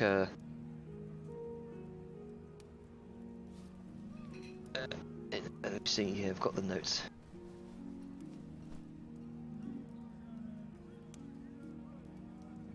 Where is it? Because I know they supply a lot of minerals, and I don't know what they need. If they need something, it would be a good idea for us to buy a lot of it here, where we have good reputation and good access as a port town, and then try and bring it with us to earn a little money on the way as trading. That might attract bandits and fun combat, but then we could kick their ass and loot whatever the bandits have and sell that too. I'm just trying to find the notes, but That's fine. Chrome's being a bit weird. If you want to tell me later, that's fine. I was just thinking, like, before we leave, if we know what they need, that would be something I'd want to buy. And if nothing else, I can say I will spend 75 gold on fucking Druvenholm specific there we trade go. goods. I've got the notes here. Druvenholm is is renowned for refining raw erudite. It's erudites are from what you've been told from your friend, your trading pal. Erudite's origins come from what's called the deep dark, specifically from within what's called the Glimmerlands, where massive kind of tower-like crystals of erudite grow. The usage of erudite it's typically reserved for magical usage, tools for magically inclined individuals. Erudite comes in the form of small crystals, often used to draw magical runes, serving as focuses or powerful crystals to source charges of some enchantment spell or other such things within. Twinkling eyes. The Yeah, that's good. Yeah, and the research of erudite in magical pursuits is very expansive and complex, far more than probably what you're familiar with. Yeah, I don't really know, but I can see dollar signs and I can see magic runes when I see them. Be something for us to get. Balthasar will mention, if we wish to, I do have a contact down in Druvenholm. We could stand to earn a good bit of money. There's a very valuable material useful in special components, as you'll look to Saoyun, magical runes to Siren, and is incredibly valuable as he kind of looks over everybody, as it is mostly refined in Druvenholm. We could attempt to use our good favor here, pick up a good amount of the raw material, take it down there, pass it off. We could stand to earn a sizable chunk of wealth.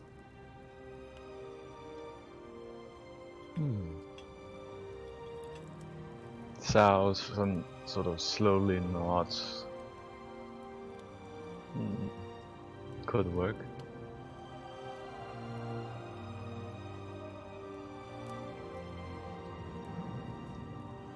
What was the name of those crystals again? It's called Erudite? erudite. Yes. Erudite, not adrenite.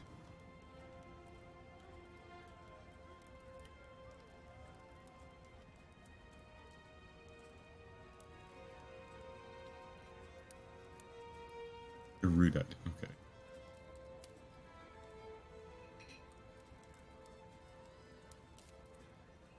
Alright. That seems perfectly fine with me. I know you've been wanting to start your mercantile empire for some time now. Don't see why we can't start here. Though, I do want to, at some point in time, see where the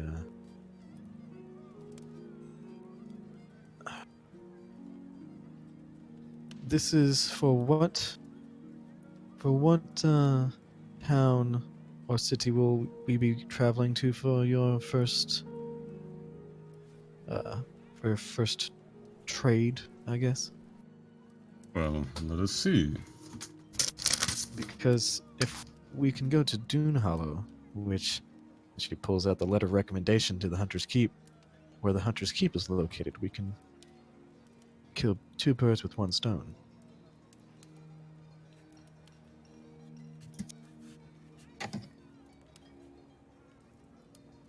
Dude, where's Dune Hollow on the map? I'm looking for that shit.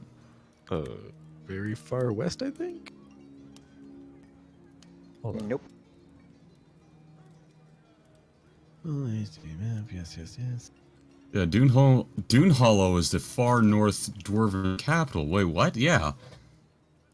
Wait, where is it? Yeah, that is the dwarven capital at the far northeast. Oh, wait, what the It's- fuck? Oh, it's up there. Jeez, sometimes these maps are too That's big. where Arngrim. That's where Arngrim is. which ones? Okay, so Dune. Jesus. Okay, Dune Hollow versus. Where do you want to go to? Dunemire Druven. or what? Druvenholm is the southwest. Where you see Garan's Ridge Mountains, it's just at the G of Garan's. Druvenhall. All right. Okay. And they're both about equidistant. Hmm.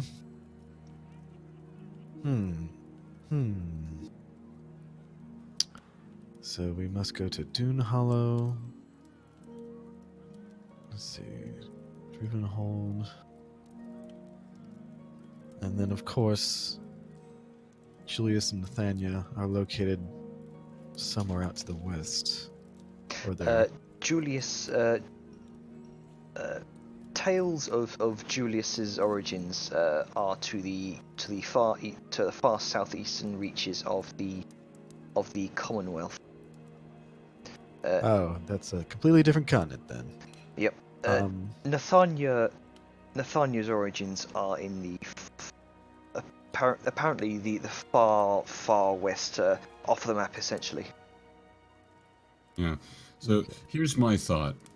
We could try and go to Druvenholm first and earn a lot of money, get some more supplies to make sure that we're prepped to do the circuit.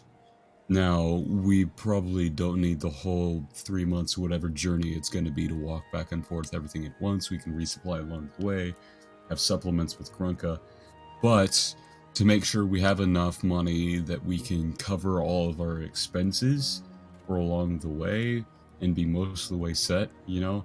You don't want to set off on the Oregon Trail with 12 grandfather clocks, you know? That kind of shit. True. Whatever Oregon Trail this is you speak of. Yeah. Quick question. The erudite was formed from what, like the Glittering Sea, you said it? Glittering Pillars? What was that? It's from... I'll get my notes up again. Took me a moment to get mine to there. Yeah, there we go. Okay, so erudite's origins come from what's called the Deep Dark. It's essentially the world underneath the world. Underdark. Yes, Yeah. something similar to the Underdark. Yes. Probably somewhere where Grunka's from. And it's specifically from within the what's called the Glimmerlands, kind of massive, massive tower-like crystals of erudite. That's where they grow. Like what I Got link it. Alright. Discord. Yeah. Oh god, that's cool. Something like that, yes.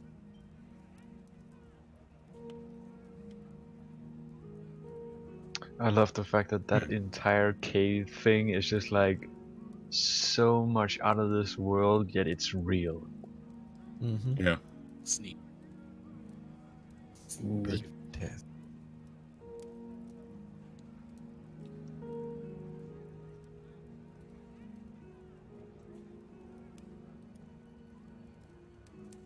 Yeah, that's my thoughts. Thanks for the notes, but that's my thought of we could all put a bit of our personal money in, get some trade goods, either the erudite or just general trade goods that we can get for a better discount here. Go down there, earn some money, and I guess at the west of this continent is where was expected to be from, I think. Is that what you said? Nathania, yes. She's at the west mainland. The mayor said that Nathania was born. I got the map. Was born in the temple city of Malatos in the Tahosian dynasty. That's off the map, west. Okay. Which we would have to sail to. The blue expanse. Not quite that far. No. You can see on the world map. It's Malatos is northeast of Tektahos.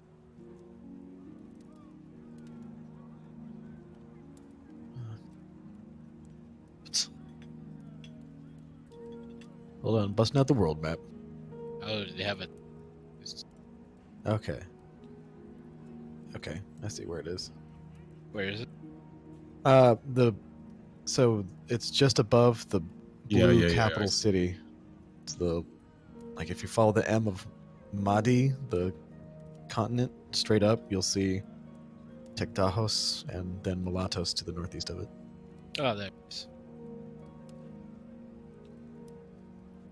So she was born in the temple city of Tektahos. Temple city of Mulatos. Oh, Mulatos. Okay. Yes. So we're gonna have to cross the Aktun Gulf. Mm-hmm. Or you can potentially travel by foot across the Grimwalk through Ironsgate Keep and the Morbog, and across the Tanzan Plains. Bastion Plains. God, that is a hell of a foot trek. Mm-hmm. When we just go fucking south, Gruvenholm.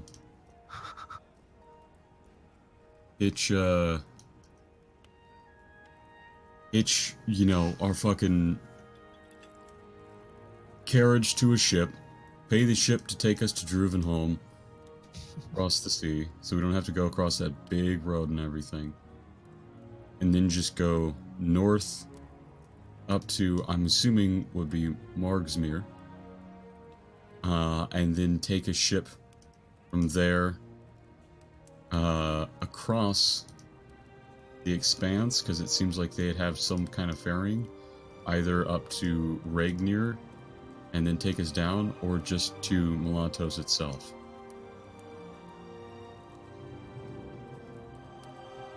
True. Possibly.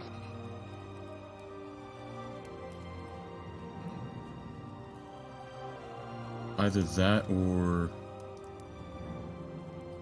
we could... I was gonna say, Oh. Janner, that like in the Malin map, some of the detail that you put into just the cities themselves, it's pretty crazy.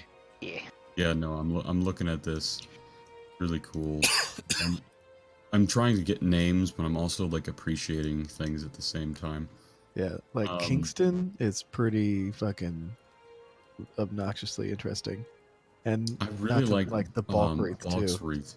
Yeah, Oh yes, Like, Balkreath. it's got the stained glass everything, and double. It's just a little polish and things that you need to appreciate, I think. yeah, it's pretty. I really fantastic. like. What gets me though is Scorvir. It's the aesthetic of like the northern Viking settlements. Like Mhm. they have a different look based on. And you can see there's a little bear statue in the middle. Yeah, Where's I this? like it. Top left of the enhanced Malin map. Oh, I see. Look it. at Scorvir. Oh wow, that's cool. There's even an itty bitty bear in the middle. And he drew all the fucking individual little wooden walls, and Did it's you good. put the map? Oh, it should be in handouts. It's called a complete map of Malin. Yeah. I linked something in D&D 1 a little bit ago. I overlaid the complete map over the world map, so it's a little bit easier for us. Here it is.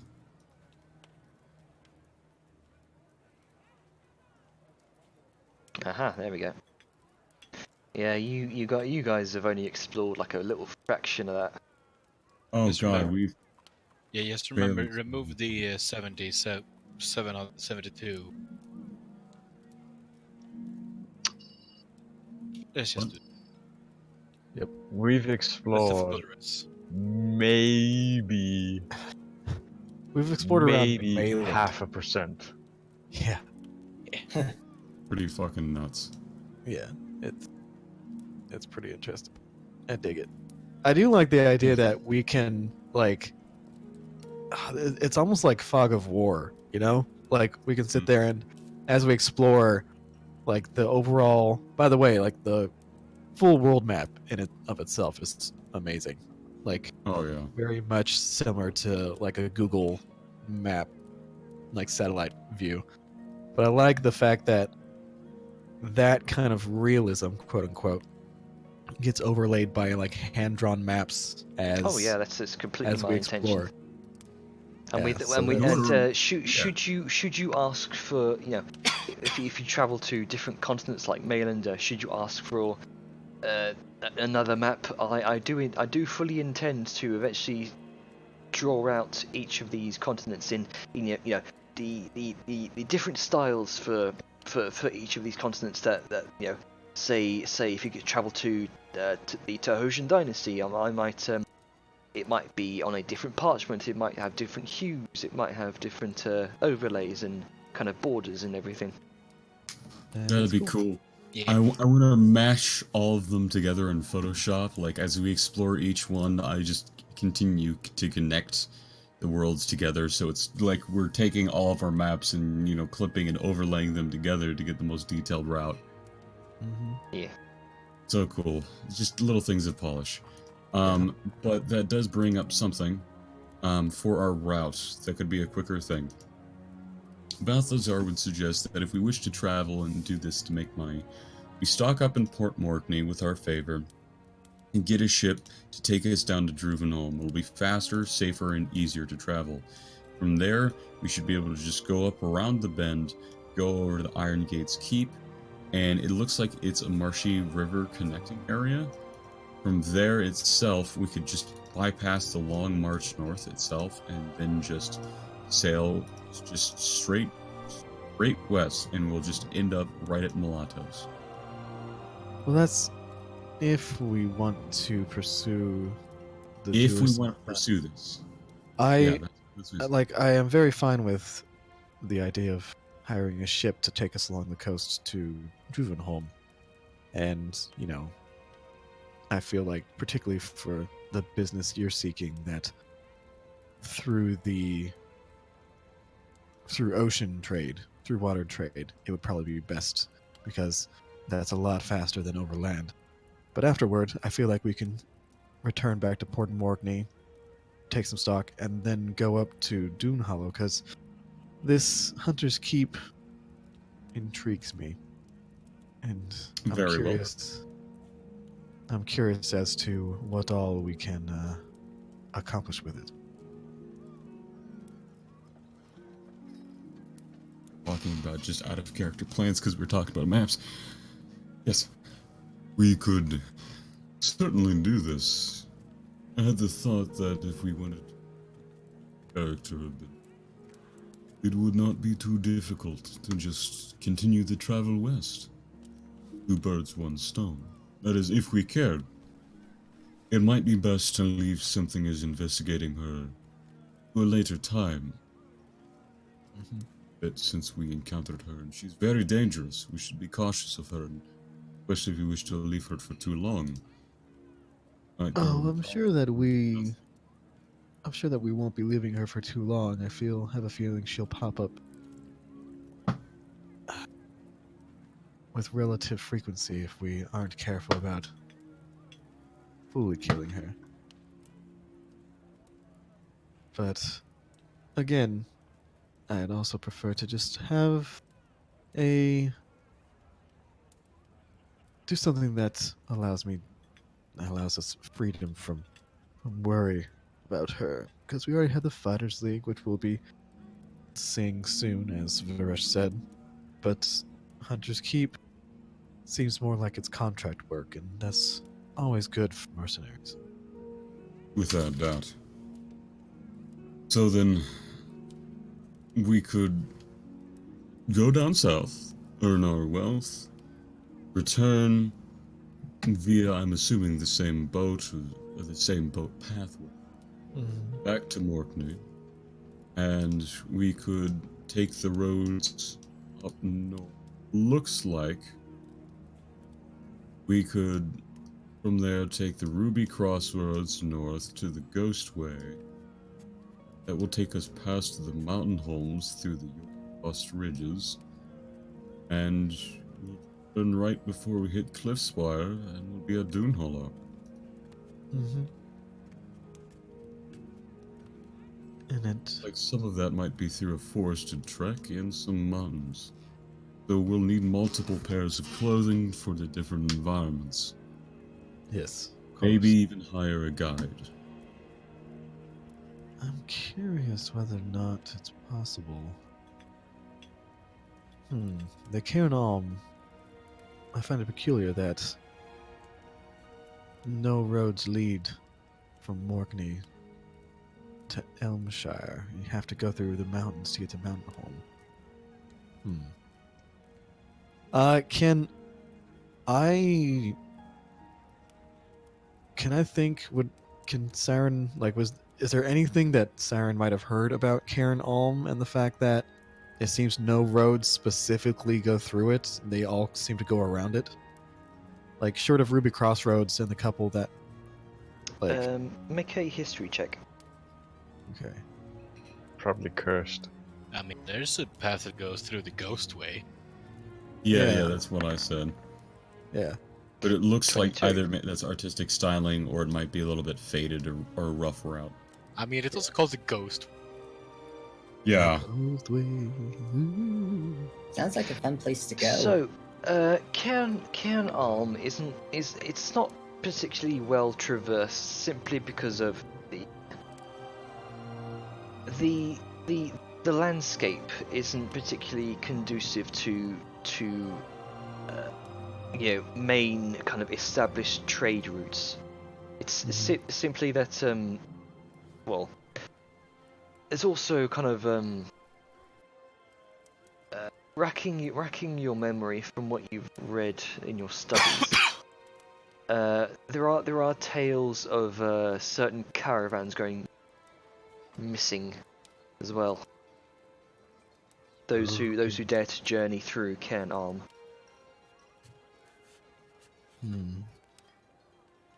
You've heard, you've read tales. You're not sure of whether or not they're exaggerated, but tales of large humanoid creatures. Huh. Interesting.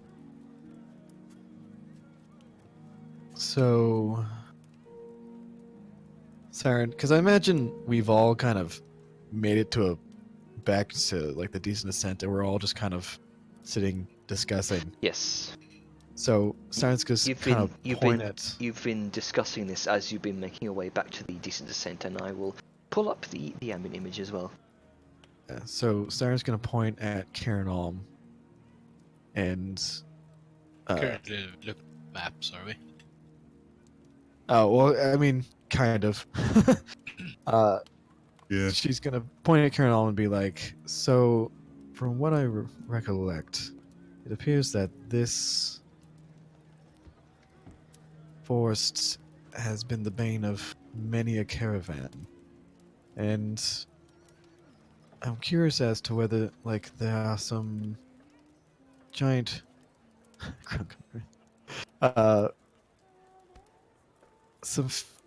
giant figures that seem to roam the forests, humanoids. I'm wondering if there might be something we may be facing, if not now, in the future. Because again, we have just recently, and she points to the medallion, become somewhat heroes of this land, or at least of Port Morkney. So we might find ourselves being sent at some point in time to take care of this forest that, for some reason, is blocking the most direct route between major cities.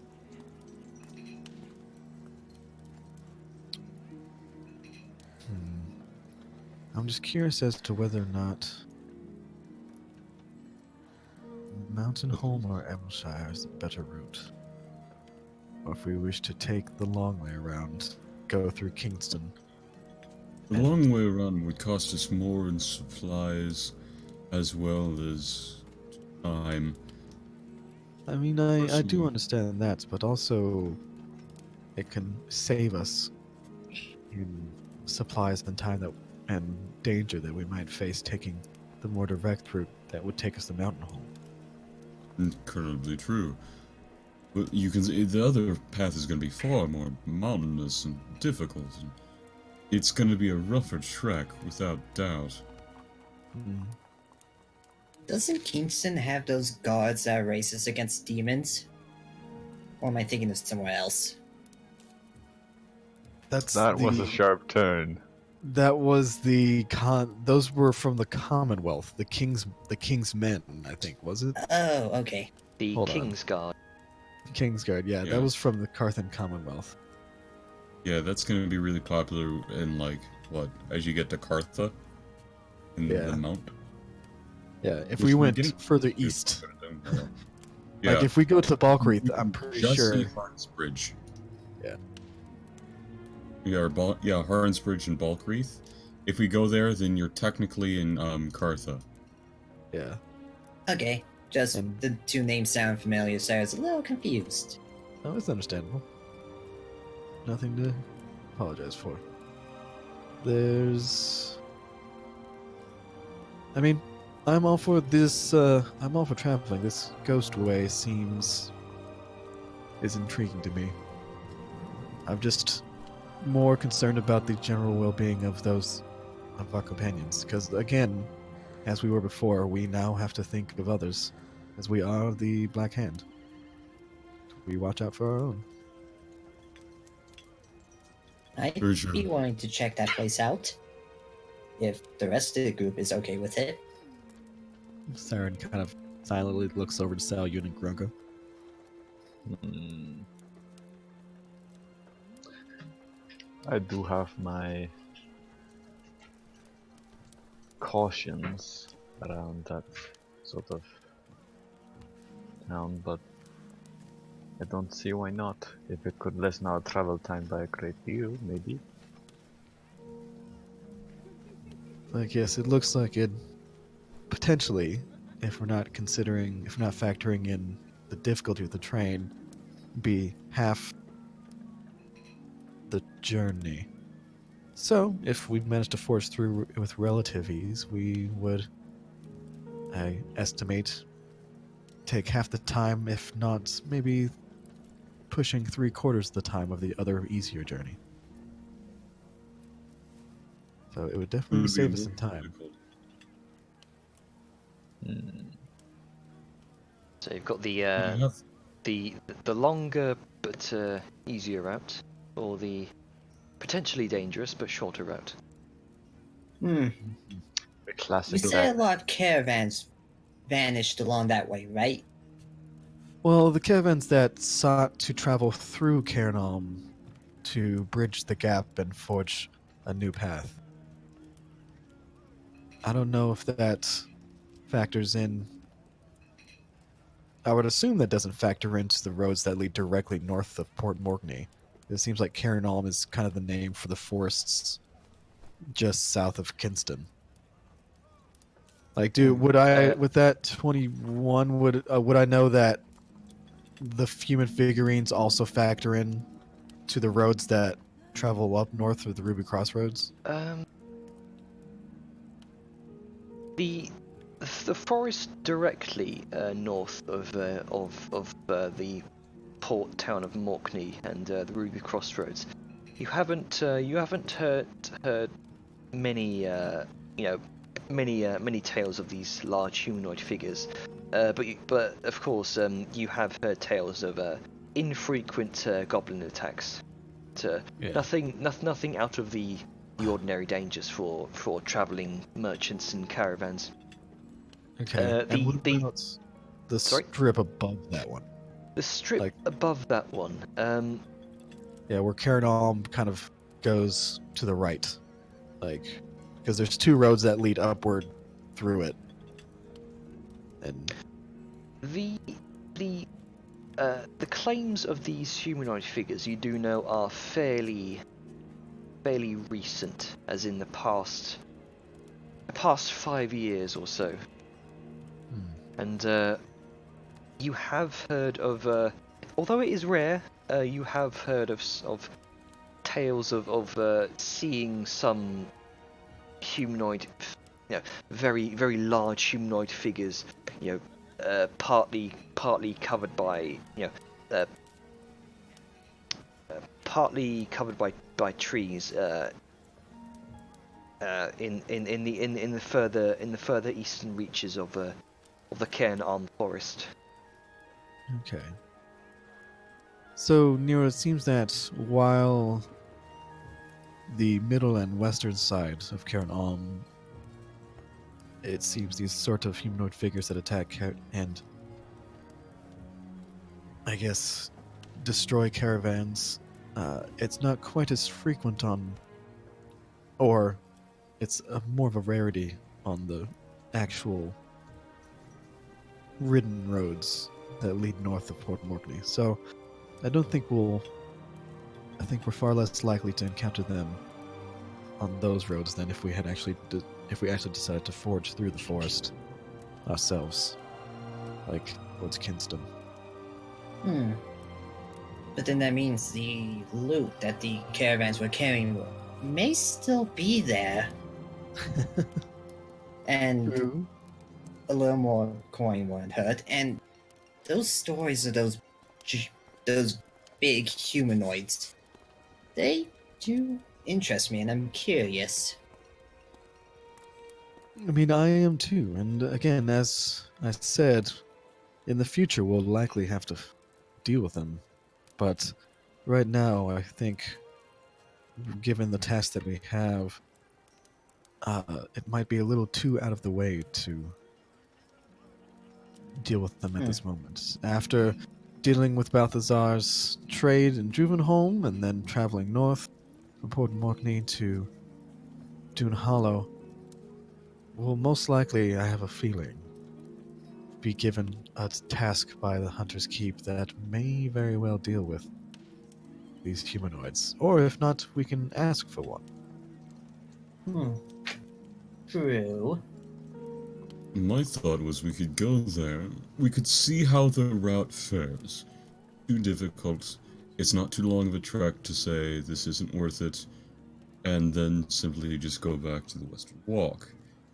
We could scout while we're there regardless, see what it's like, see if it's a situation that we wish to do with the Birkin. Then we could go to Morkney, say that we went there, and that we could volunteer, go there and see what's going on. Now, that would mean, as you said, Nero, checking out the caravans, how they went missing, and perhaps pocketing anything left. And then we come back, volunteered, and with whatever,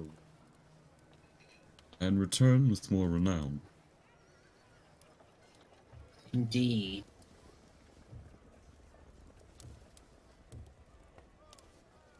And I kind of do vote that we at least check it out. Well, I'm sure Like we brother will. said. Yes, I'm sure we will while we're on the road.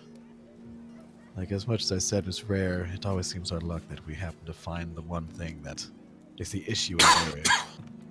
It's almost like the gods are laughing at. I'm just kidding. I'm getting a little meta now. But yes, But that's I what do have makes a it so feeling. fun. Yeah, I do have a feeling we will quite possibly encounter the issue. So, What are your thoughts, Sal and Grumka?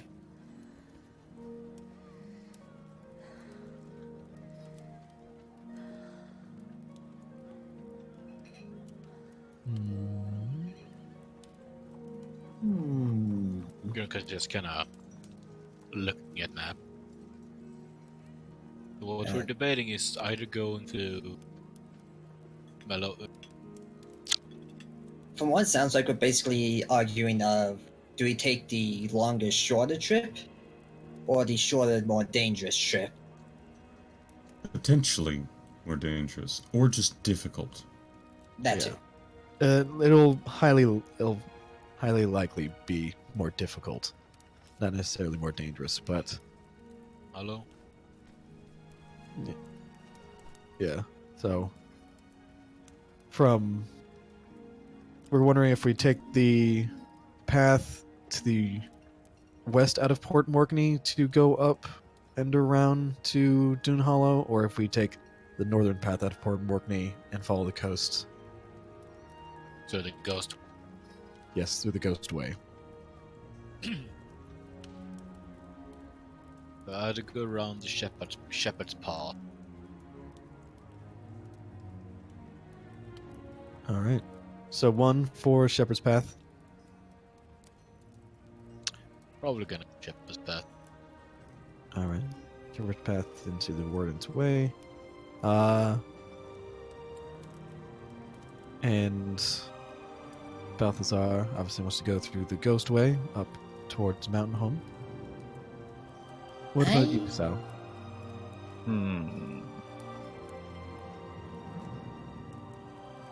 Normally I'd be for the safest route possible, but the place has my curiosity, so I'm good with either. Okay. It mostly depends on whichever you guys see as the best solution. Mm-hmm. And you were going to say something new? I was just going to say, if I had to vote, I would probably want to go on to the cursed area as well. The cursed. It may Okay. be, yeah, it's shorter, and I at least think we can handle ourselves well enough to get through. Okay. So it seems like with 3 voting for the short, voting for the short but possibly more difficult way, it seems that we will be going through the Ghost Way up through Mountain Hole. So with that, I guess we must prepare for a bit more chilly weather. I have my fur armor. I'm good. So, Nero has her Gucci fur. what about horses? Oh, I got the M2 horses and feed for them.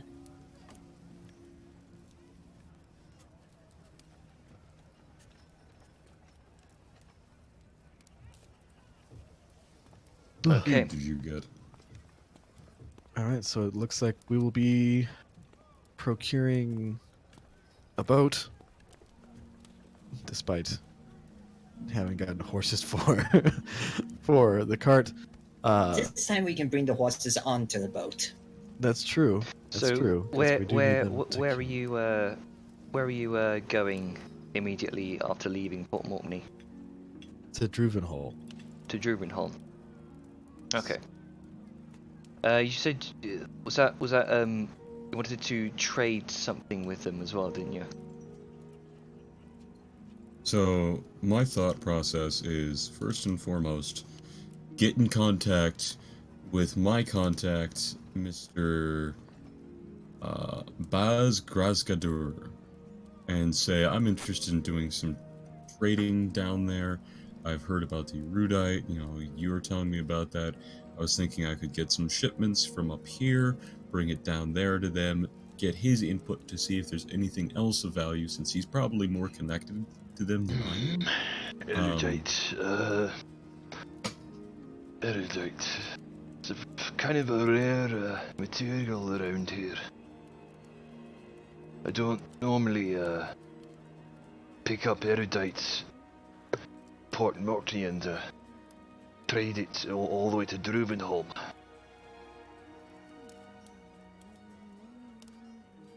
I can see that.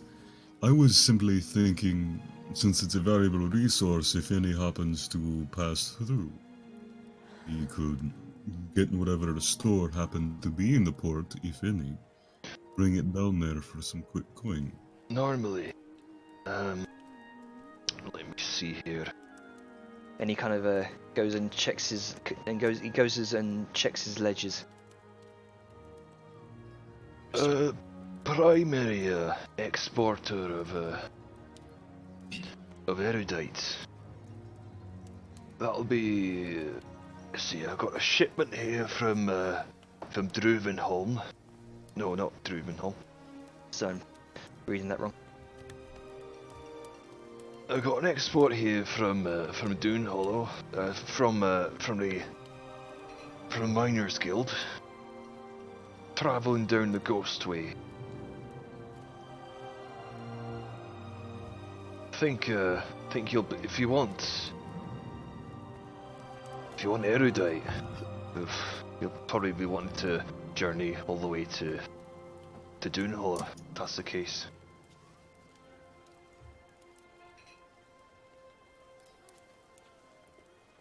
Do you have connections up to Doonholm as well? Dune Hollow, excuse me.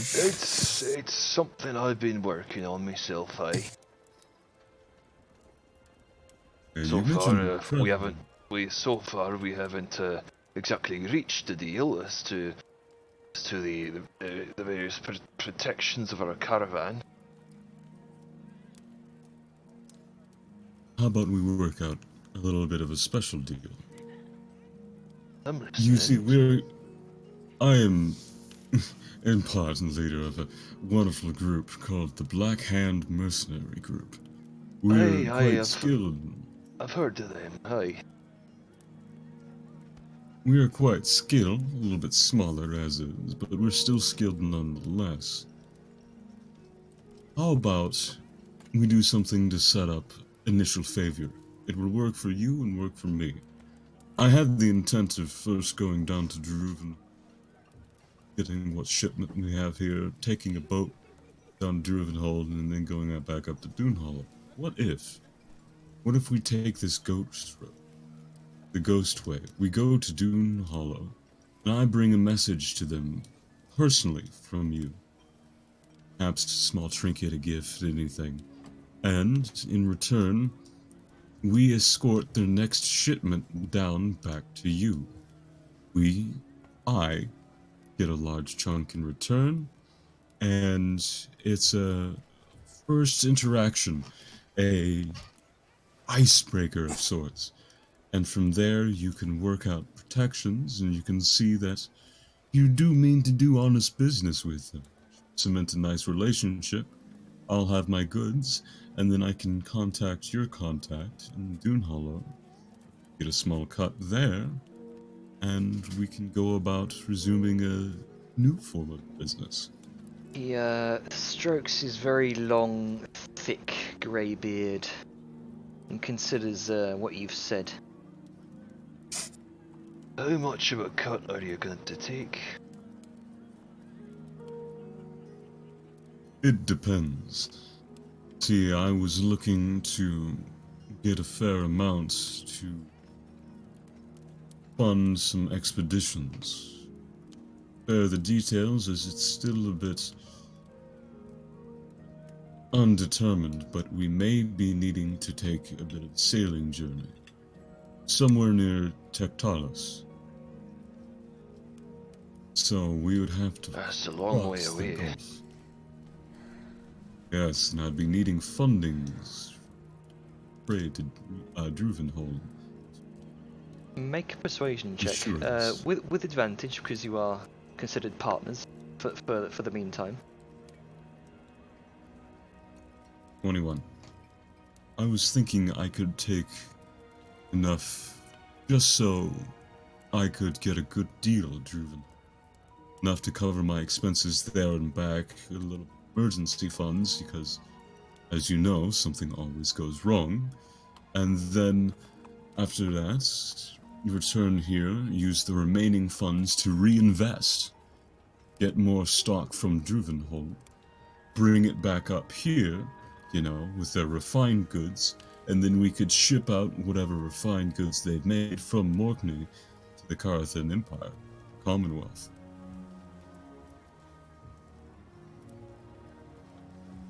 Should be a lovely profit circle.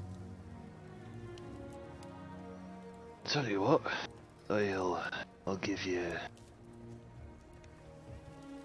100 gold as investment. How does that sound? Perfect.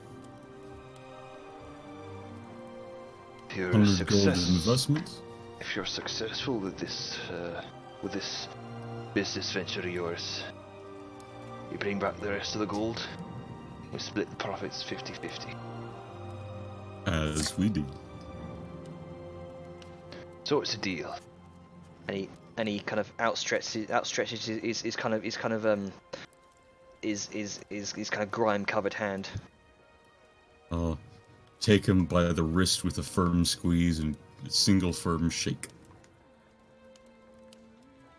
So deal is made.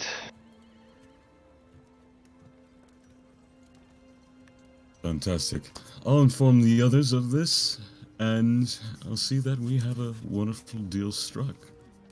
I'll get back to you shortly. I hope so. And with my information in hand, and having worked out an even better trade route than we had thought, I can get back to the party, back in the Okay. inn.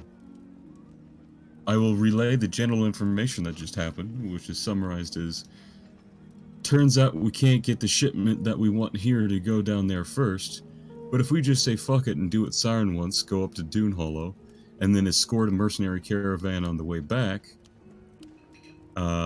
we can get in a even better deal in the long run, get more shit to go down there, get more refined goods, sell it back up here, give, 50-50 profit to my contact, and then we get all the rest.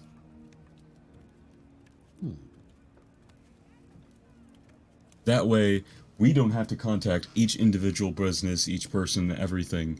I'm just going right to a high person in a guild to do it all for us. All right. I like this. So I guess we'll be traveling north through the ghost ways to Dune Hallow first. Yes. Sounds like He it. did mention caravans come down from there, so it is a possible trek. They do get through there. Okay. Well, that's Although- good then. Probably with a lot of armed mercenaries. Which you Who which needs you Or a got few off. good mercenaries ones. when you got us? Yeah. Black Hand plus A one. lot of armed mercenaries, or a few very armed mercenaries, and someone with a fucking gun. Not to mention the plus. It's the simple things. Simple things in life. Like excessive violence. It's only excessive if it's not needed. I feel like it's very much needed in most of our situations. Well, Most being likely. mercenaries, yeah. Or needed by mean, us. if you want, I can shoot a bullet in someone's brain from 400 feet away, so... I mean, seems legit. Yeah. Fucking love the fact that I can up the range even more. I don't know when you'll be able to shoot someone from that far away on a battle map.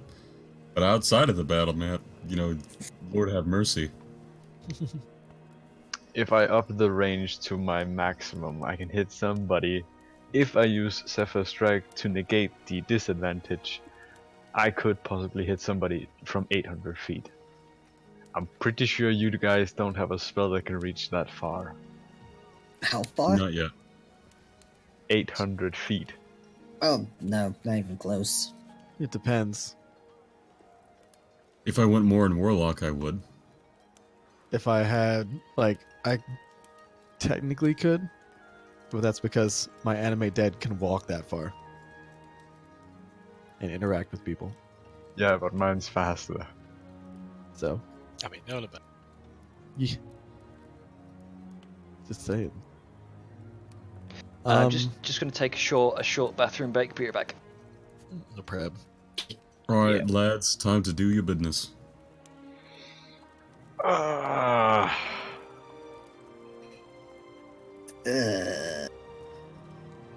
Yeah. I don't think we should start up anything big, mainly because we're almost at time. Yep. we should probably just decide where we're going. Sounds like we already have. Yeah. Yep. time to go in. I mean, we've already got provisions, we got carts, we got horses. Or just the only thing that's left is to go. The only thing I'm worried about is through the Ghost Way. How will the horses go mountains? Well, I mean, there's usually, like, it looks like there is a path, even if it kind of seems to disappear at some point. I hope it's able to carry. I'm sure it will. I keep hearing a moan in my right ear. Yeah. Yep, that's the porn happening in the background. It's quite distracting at times. I will admit that. We are in a brothel. Indeed. Oh, speaking That of is that, the sound of business. speaking of which, how is Sal going to say bye to Una? Oh, what's her name? How's Udina? Siren Una? going to say Siren? goodbye to Una? I mean, Sal could Yeah. probably wave and just be like, bye. Siren, and then Sal. It depends on if we're leaving now, like in the afternoon, or if we're waiting for the morning. I'm pretty sure Siren is gonna be the one voting for. We're gonna stay the night so we're well rested, Yeah. and I'm gonna beat the We're- shit out of the Una. Yep, We're that probably is gonna correct. actually leave the day after tomorrow, so that way we have tomorrow to make sure we have all the cold weather and mountain supplies that we need. Well, we still have, like, I imagine it's just The afternoon. spider's moving. I mean, we could do it today. Yeah, I was thinking about that, but tomorrow gives us enough time to make sure everything, and that way we're not rushing today and then potentially getting to bed late. That's just fucking,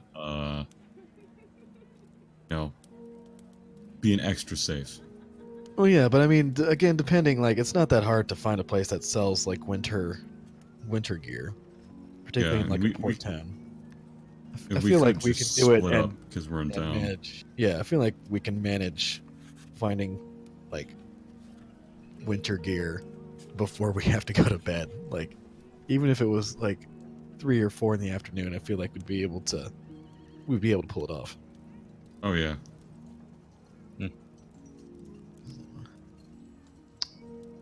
So yeah.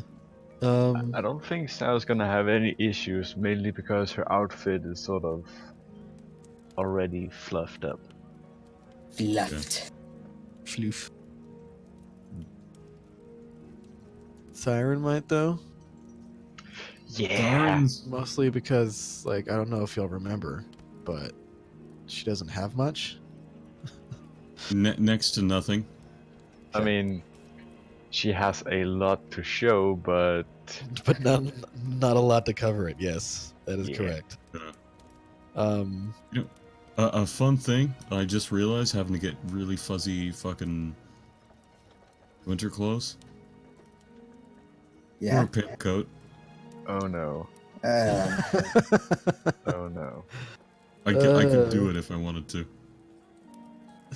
if you Revisit wanted that to, one lady where I got my fucking angles and everything and my nice outfit and just be like, I need a coat.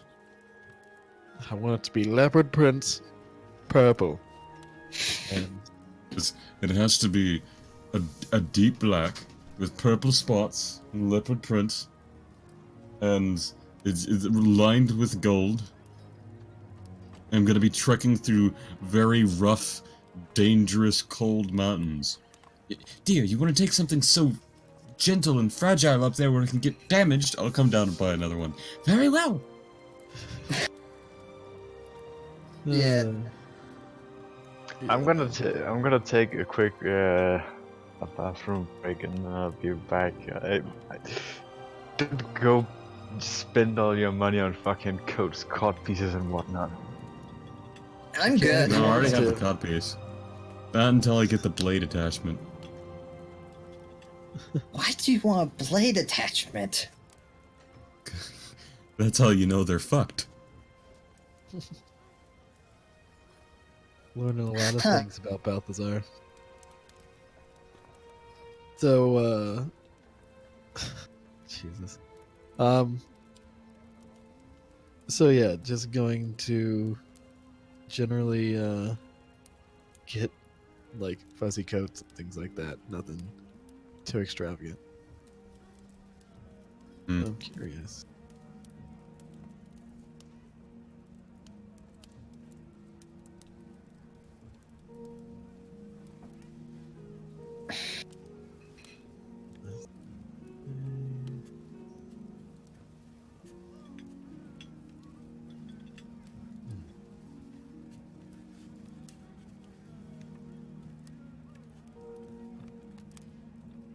Eh.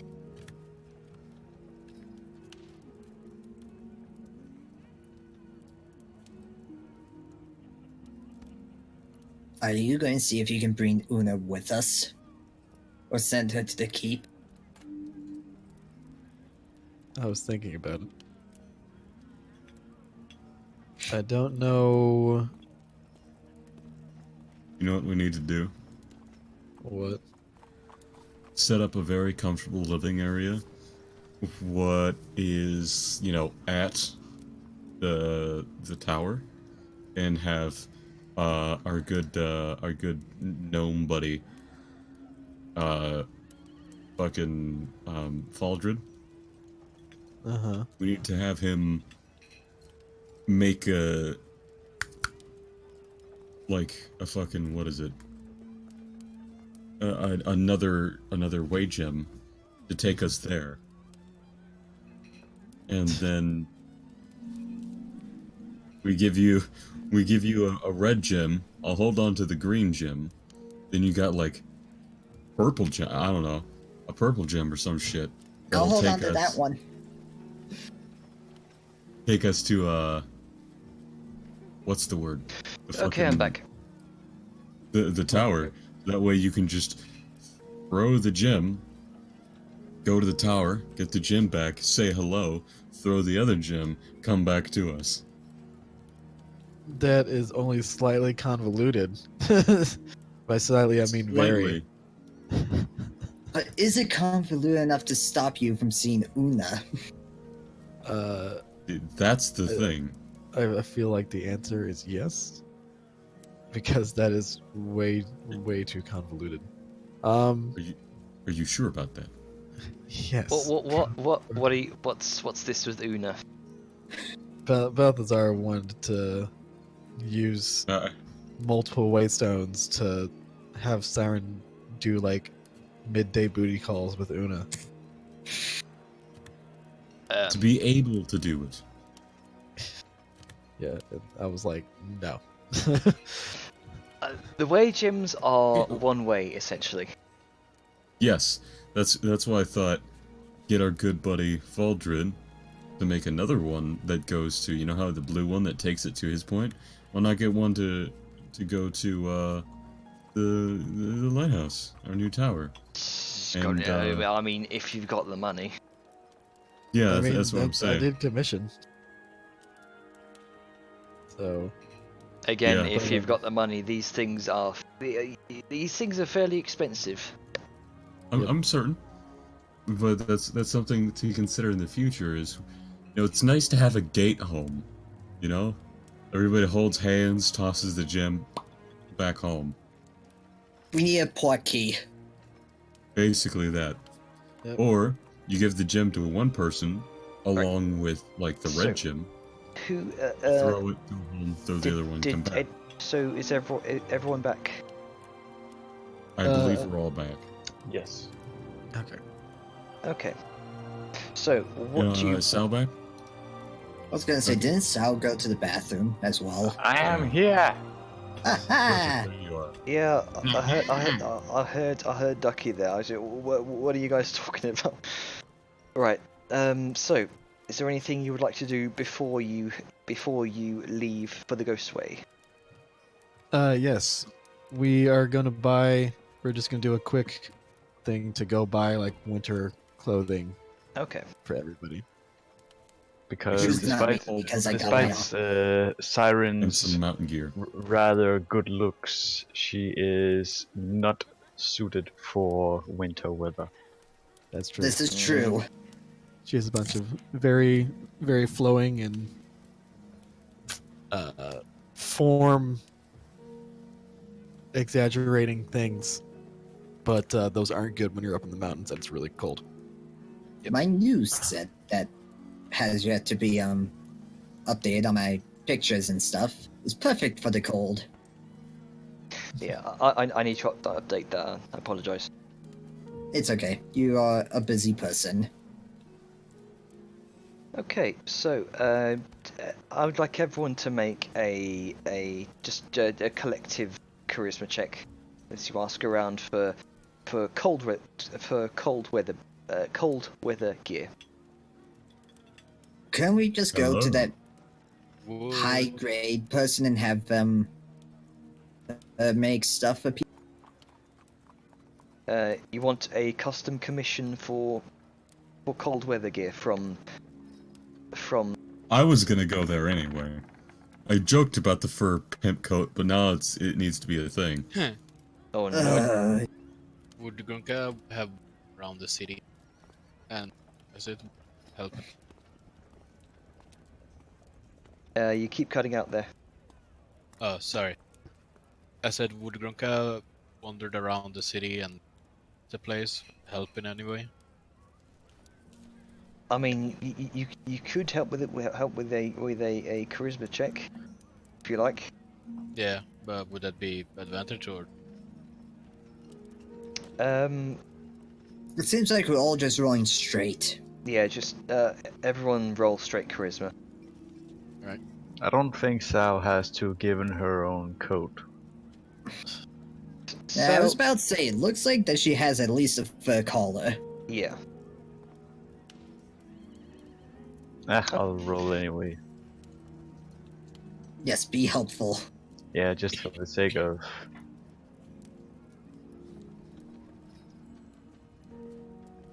An 11 is fine.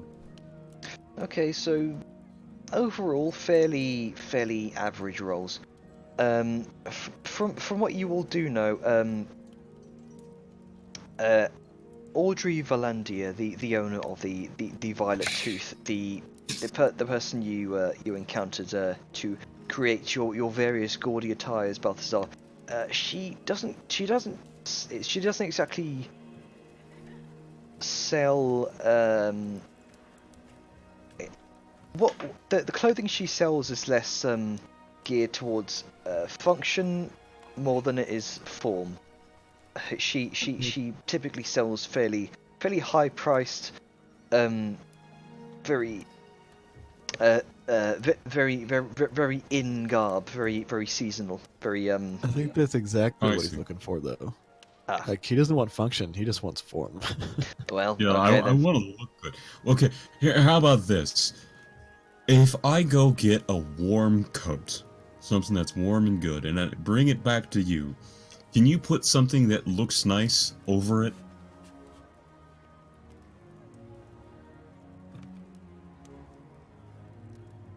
One second.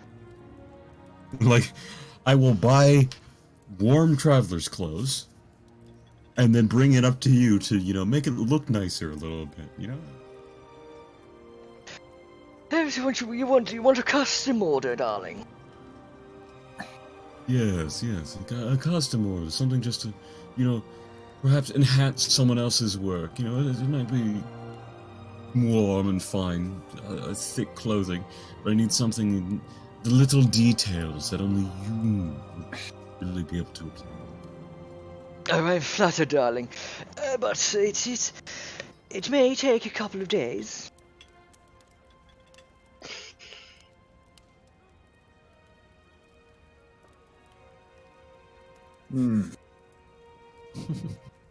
Everything with Balthazar is gonna be fucking custom. But I'm one of a kind, so why shouldn't all my things be? I do have a selection of fabulous looking coats for you. And she I'll browse the codes. Okay. She does point out this it's not a wide selection of fur coats. It's more it's very hand picked for style, less than function. But you see what looks like very expensive looking kind of purple coats ranging from these deep chocolate browns to deep these deep ebony blacks with saber-tooth pelts and direwolf furs and all sorts. Absolutely. Still in true Violet Tooth style, gaudy as fuck. Oh, I love it. I All right. my eyes are hurting just looking at all this stuff. Isn't it Yeah. great? Lots of how you would describe spangly tat kind of hanging from it, various kind of golden filigree tassels, and it's looks like it costs a fair bit. I need something that would impress a dwarf. I mean, you are gonna have some like dwarven armor retrofitted. Yeah, but that's metal and that's gonna be cold. I need something that is gonna look really nice and be like, oh, that's a good coat. And then, you know, it's got the nice metal and shit on it. Then I can take it off and reveal the armor underneath. And be Just for the fun of it, make a perception check with Yeah. advantage. oh Because boy, I'm can't you not just great put at you. fur on the inside of the armor? Mm-hmm. Yeah, that makes it a little bit more bulky. I need it to be form-fitting and tight to really show You're off not my gonna trained glutes. If you have any armor on, you're not gonna be form-fitting. Well, if the plate's good, but yes. Fucking perception. Not great at these. Oof, Listen. oof. Luckily, it Two, was advantage. One. Do you want me to look? You You're are lucky you he's had just advantage. Balthazar. You are lost in the sea of sequins. Yeah. You're just rubbing his face. Oh, it's so overpriced. Like that's a good thing. Yeah, I have no fucking clue. That is why I asked. But doesn't matter. I don't know what to get. I'm just gonna look up some information on the prices of the things that I want to buy. I'll get some fine. I think I want fine clothes is what I'm looking. Mm-hmm. Double check that.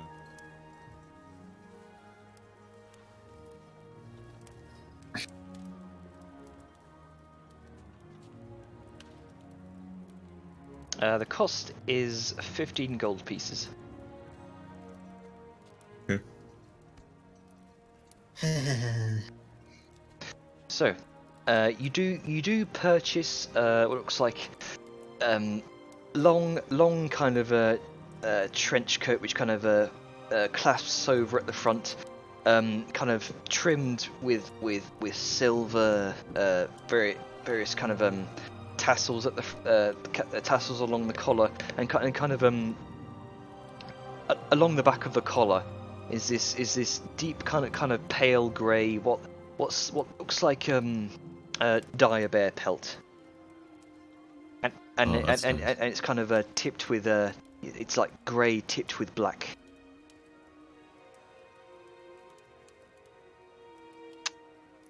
I like it. The coat itself is like this sort of muted violet. I'll ask if I get 2. Can we work out a deal? What kind of deal were you asking for, darling? If I remember correctly, it is 10 to 1 for coin conversion ratios. Yes. Yes. Plot 1 and 2 platinum coins. Her eyes go wide. I was looking at getting 2 coats.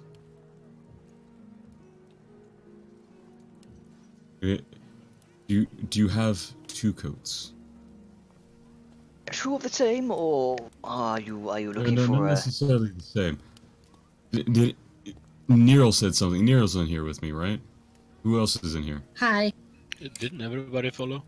No, Everybody Siren follow saw me? he was going in there, and Siren's going to look for actual clothes. Yeah, good go. Sorry. Funny, because he was gonna get Siren clothes because she doesn't fucking wear anything. He's like, look, I got you a nice coat. That is terrible. I mean, you still can. Just because Yeah, he's not he's there still doesn't mean gonna. you can vellum this shit. Just be like, oh, hey, I got Get- this for you. Get the skimpiest, but also most protective coat you can. Yes, the thing.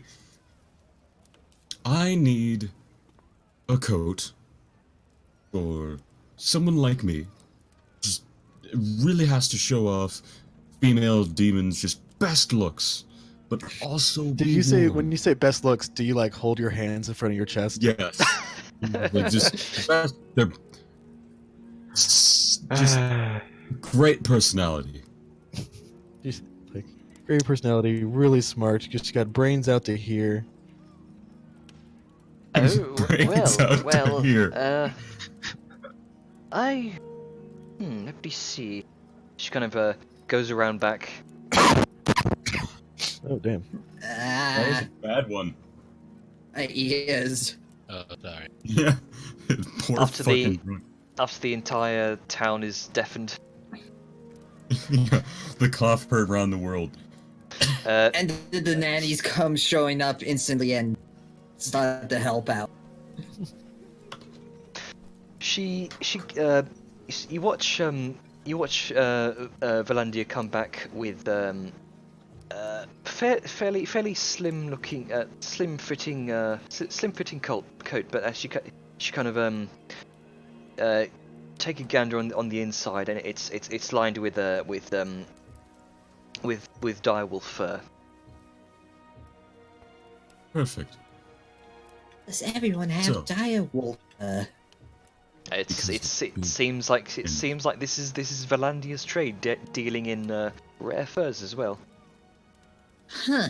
So how do you feel High for quality. these 2 coins? 2 rare coins for those 2 lovely coats. Make a persuasion check with advantage because it's fucking platinum. Da 25. I would be happy to take those to unburden you of those coins for these 2 lovely coats.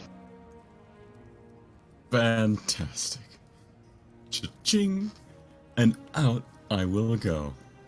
Okay, you now have 2 And they sets all of fine follow. clothes.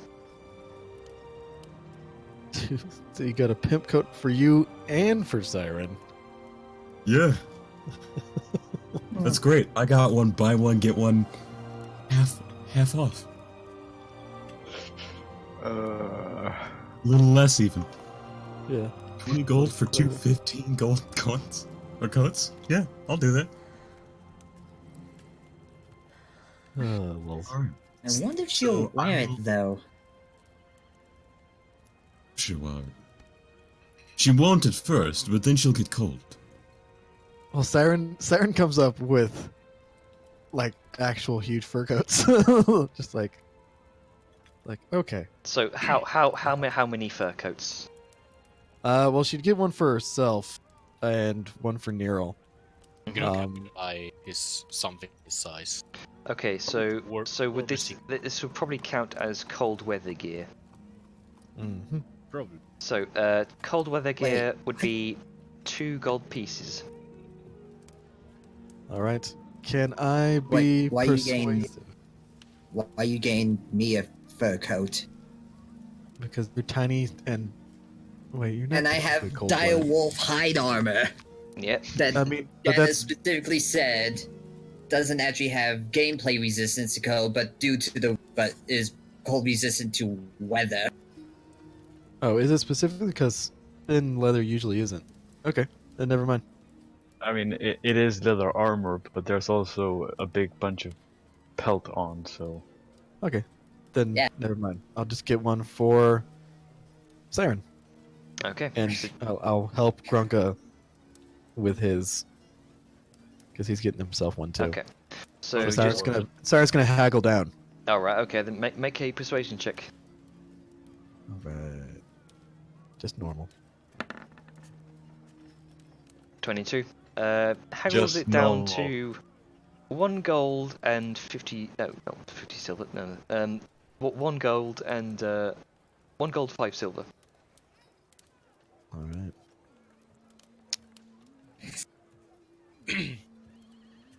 Still for 6. All right. And that covers both of us, right? Yes, that's both you and Grunka. All right. Grunka got the child size. Yeah. It's on. It's like this one's on me. She like pats Grunk on the head. Gonna goes off to buy some. What do they call it? Climber gear? Some what? Climber's gear? Climber's gear.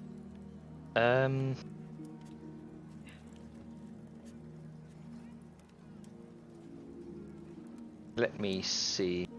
It's a climber's kit. Yeah, climber's kit. Kits. I need to see what the prices are. Ooh, Oh, that it's is just there. expensive.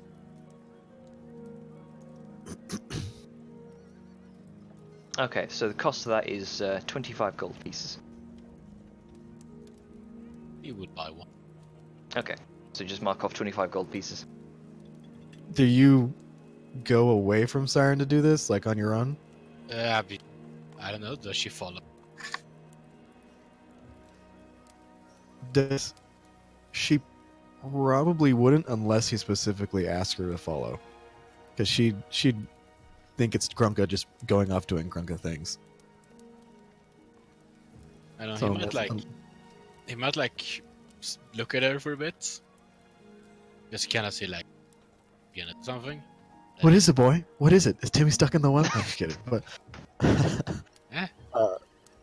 it's like, yes, Grunka. Going mountains, climber kit, good. Oh, do you want me to come with?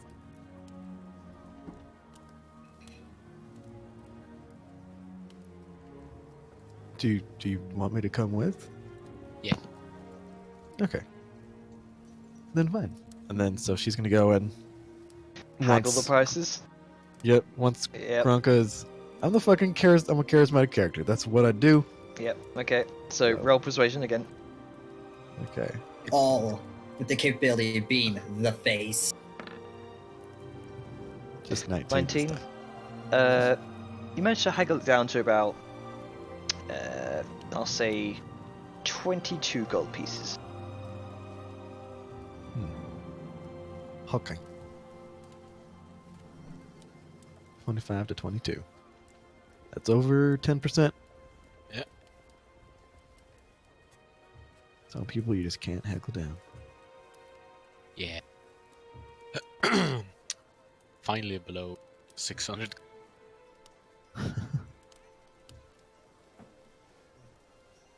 So, with your various equipment purchased, what would you like to do?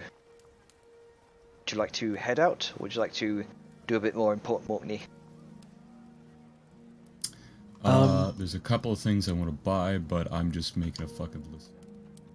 Maybe we should just here we can buy stuff, cam, so to say. Yeah. See- I see- think I want I to. I think want. we're I want to pretty leave it on a narrative, a big narrative note here. And I do have something planned. Alright. okay. Go Then I for it, think- because we're I over think- time. Yeah, I think we're done with just the shopping for now. So I guess we Okay. go back and we'll spend a night and then leave in the morning. Okay. Sounds about right. See how Siren's gonna say bye to Una. I mean, How you won't does- see, but you'll hear. Oh yes, yes. Hmm. So you come to next morning. Siren, you kind of roll over, kind of disentangle myself from Una. Yep. The rest of you come to. The day is anew. You are now free to do as you wish. So you leave the decent descent for the final night, for the final day even. I'm pretty sure Siren is gonna try and buy Una at some point. I don't believe in slavery. No, I mean like you buy Really? free of her services and then hire her as your own personal maid. I don't know if I'm not sure if it that's works the like thing. that. I don't think the people working here are paying off debts. Like, I don't think I can buy. That'll be human trafficking. That's a bit. Ugh. Yeah, I mean, But she's not human. yeah, but I feel like Well, humans are people also very traffic. against them. I'm pretty sure the brothel mother is not gonna let go of one of the few mountain folks she has her hands on easily. I mean, yeah, I understand that, and it really would kind of come down to, like, I don't think Siren would want to force Una, because she's gonna be gone for a while. Like, we're gonna be going on some trips, but she can come back. Like, we'll be coming back to Port Morgany, where we have like a base of operations that's being built here. So, I don't really. Yeah, you're probably gonna end up perma-renting a room just in case. I mean, after the places, like after our base is built, then I might consider having Una, like, come over. But as it stands right now, I think it's just a standard goodbye between demons is good enough. Between demons of the dominion of, But anyway. Demonkind. Demonkind. Yeah, Demonkind. Demonkind goodbyes. So with that,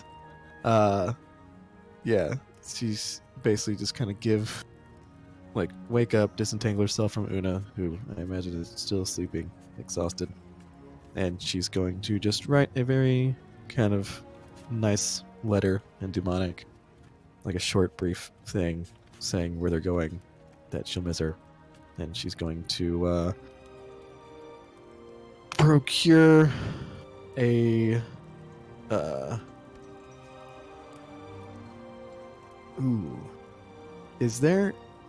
would there have been any on the way back to the decent descent, Sarah, if she looks for kind of a specialty florist, There are some florists around, yes. Okay, she's going to procure a very rare flower from Ragnarok if she can find it. And if she can't, then that's its own thing. But if she did find it, then she's going to put the flower on the note. I'll say since this is a fairly rare flower, mark off about 5 silver. Okay. She won't haggle. You don't haggle for something like this. This is called the Cinder Rose. This is a flower that only grows within the Infernus pools. Oh, nice. So yes, she will have that, and then she will place that atop the note as she leaves. And with everything set and done, she'll just kind of walk out. I assume accompanied by everyone after they do their goodbyes, if there are any. I don't have any Mhm. to. Yeah, everyone's awake, so Nero doesn't have any goodbyes. As you leave the decent descent, Savasha kind of stops you and Balthazar, Saren.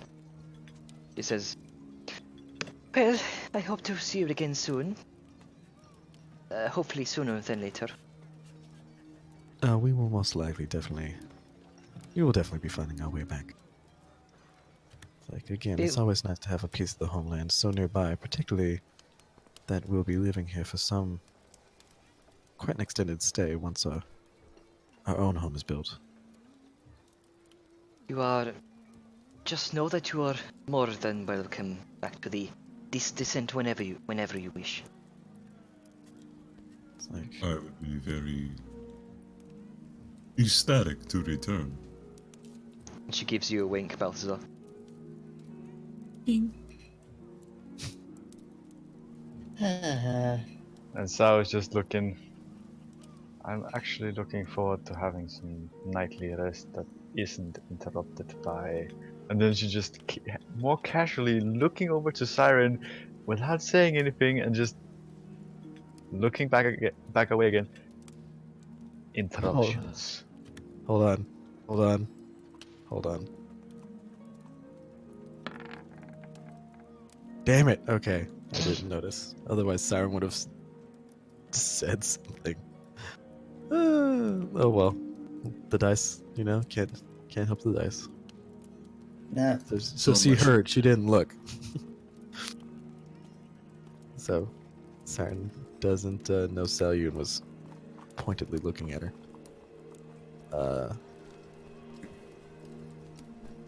But she nods to the mistress and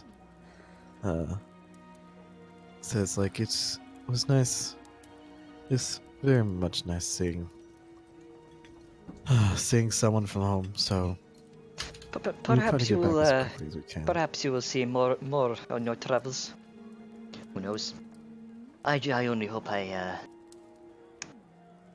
She kind of leans in. I only hope I hold a special place in your heart. As always. With a playful smirk, as per usual. Yes. Siren smiles and nods. Of course. Like, I will very much be remembering you until I get back. I am quite sure Una will miss you as well. Oh, I hope so. But she has to have. She deserves some nights of rest. And she gives a smirk. Cyrus just chuckles and then kind of looks at the group like, so, shall we go? I don't have anything else I need to do. There's one thing. Oh god, what do you have to buy now? Bags. I know we have one. Or Salyun, rather, has one, and it's pretty goddamn full with all of her shit. Was there just the one, and how much did it cost to get it? We were given it. Oh, damn. So there But aren't... it is uncommon, I think. Hold on. Yeah, it's uncommon, so it's not necessarily that expensive. Just kind of. Hold on, where's the fucking? There it is. But you do know but- how to make it. Yeah, between 100 to 500 gold, Yeah, like, depending. there's just one issue, and it's something I need Jana for. Mm-hmm. I need to figure out the special ingredients for a bag of holding, seeing as I'm more or less tapping into an extra dimensional space. Oof. I did DM you 2 pictures, Jana, which are more or less what I need from you. A list of ingredients and who to kill to get it. Right. Okay. I will keep that in mind. I've not thought about that yet, but I will get back to you on that one. And I would like to remind you, this is for every magical item I need to make. I will need a list of things. Oh boy. For them. Okay. You're doing this Oh, to me. Lord. Yeah, That said, yeah, your work only cut for out the for you. things I know. So far, all I need is for a wand of magic missile and a bag of holding. Didn't you also learn how to make the cobalt? Yes, but that's an enchantment. So, what are you guys doing? Heading out, I guess. Okay. So, 'Cause I'm assuming that Sal got the ingredients that he's talking about. So I do have it some depends- ingredients, depends on the ingredients. but we can take that later on. Yeah. Because we're over time. So, as you all journey towards the northern this would be the northern gate, wouldn't it? The northern gate of no, it wouldn't be. The southern gate, even. Sorry, the southern gate of Port Morkney. You see Neril kind of gathering the horses, and you can also see a trio of guards with horses pulling fairly ornate kind of wooden caravan with spoked wheels, and it seems this may have been the caravan that Velen was talking about. Looks like it may be fairly spacious on the inside. And the guards aid you in hooking up Bill and Raven to the caravan. Over the next hour or so, you are on your way. We're on the road So, again. On the road again. Just can't wait to get on the road Right. again. 1 second.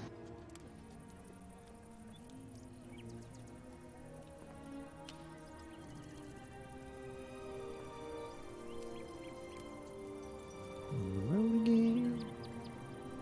Hello, Places Sean. that I'll never leave. Saying things that I never see again. And I can make it on the road again.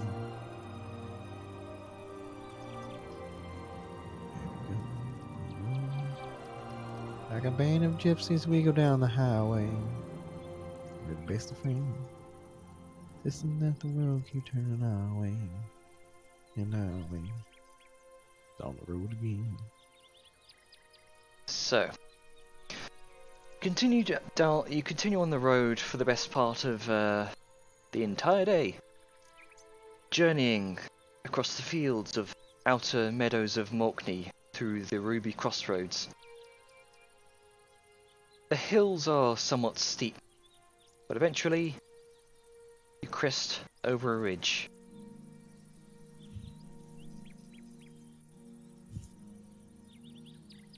Oh. Nice. Then you find yourself looking over the tremendous and beautiful valleys of the land before you, the highlands of Cairn Arm to the north, and the Sando Thicket to the south.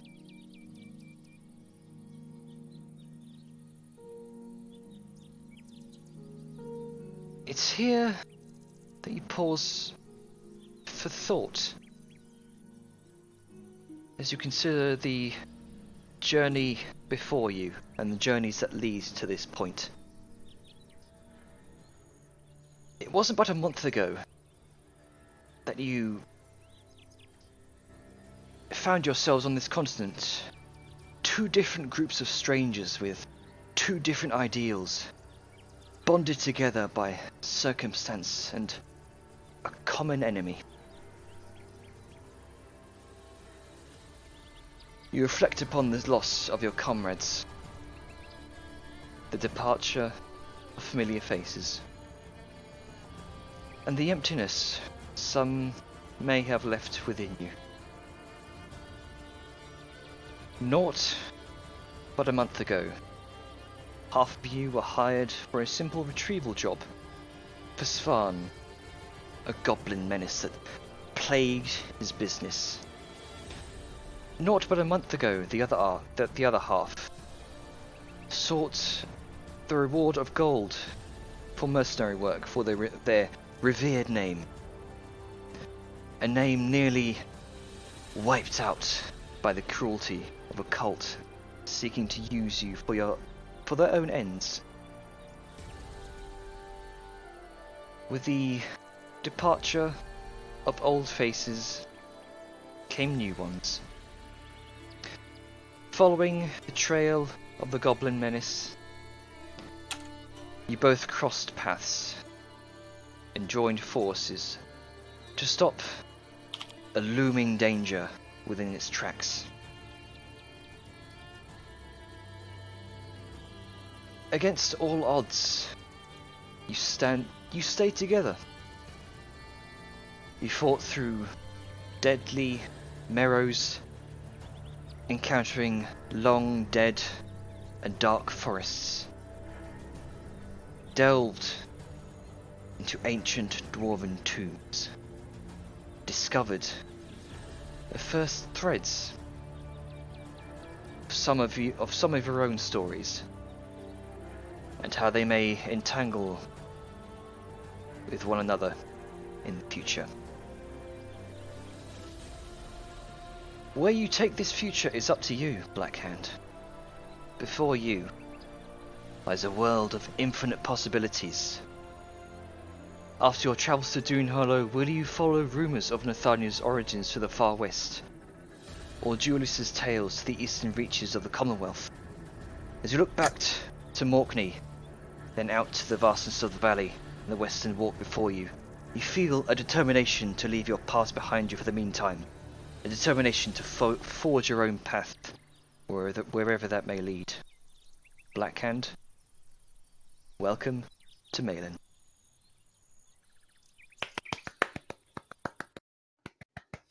Well done. Well done. It's really nice. I didn't get to see the page because my computer acted up. But it was nice. Yeah, my computer acted up, so I didn't get to hear any of the speech that was just given or see the last piece of art. It's alright. That's what the stream is for. Yeah, in Can recording. we pop that art up? Yeah. It took me, I didn't realize that was us. Like, that you actually put us into it. That's amazing. Yeah, I didn't actually notice that, but we're there. Yeah, that's amazing. I have a blank screen. What? Yeah, like the map area. 1 second, let me reload the page because my computer is being dumb. In the meanwhile, Janner, Yes. you're quite the storyteller. Oh yeah. And this, by far, has been the most immersive campaign I've played. I try my best. Yeah, it's great. I don't want to interrupt Ducky, but I have to just put that in there and agree. You know, I'm kind of regretting that I finished off chapter 1 at that point. This would have been a far better ending to chapter 1. I think that wasn't chapter 1 so much as that was the prologue. I was gonna say we just finished the tutorial or the prologue. Oh yes. Yeah, like it seemed like that was the prologue. That was everything. You're in the starter zone, everything's set up. This is how you go to meet each other. And here we are, we're doing our first things, and we're actually seeing how we function as a group, how to do shit in the real world. And now we've just finished Act 1 or Chapter 1, whatever, and we're thrown out into the Indeed. world. We're out of With the the starting seal, zone, and you can go wherever you want. with the seal of Morkney proudly upon your chests, you brace yourselves for the coming journey ahead into the wider world, away from the security of the port town of Morkney and into the unknown. Wait, then, so who is each of those people then? It's us. I know It's it's us. but then, like, is this Grunka or is that me? That's you. That's you. Yeah, on the right Oh. there, yeah, it is you. Yeah. I think You look. Grunk is, is I think, right? standing. He's The left, behind. I mean. He should be the left. Yeah, I if think, you look at the horse's think- ass, there's that shiny think bit. You that's just go Grunka. over it. You can see Yeah, his I floppy think- ears, and he's got Yeah, I a think big that- fucking sword axe. I think you mainly have a hammer now, but yeah. So then, this is Balth, I take it. Yep.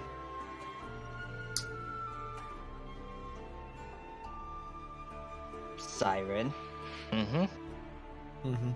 which means the other two are the orcs. I think Sal's just to the left of Balthazar, and that leaves Bellum on the far left. Neat. That's really cool. Isn't it? Yeah. I have a question. Mm-hmm. Did you do this entire background? Because if so, your landscaping is very good. I'll leave that up to guesswork. All right.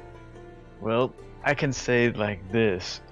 If you try and fuck around with the zoom option, you can actually see a small bit at the bottom that says concept. Yep. I'm glad you noticed that. Yeah, I can see that. I don't even have to zoom in, I just have to scroll a little bit to a specific angle. Yeah. I'm alright with that.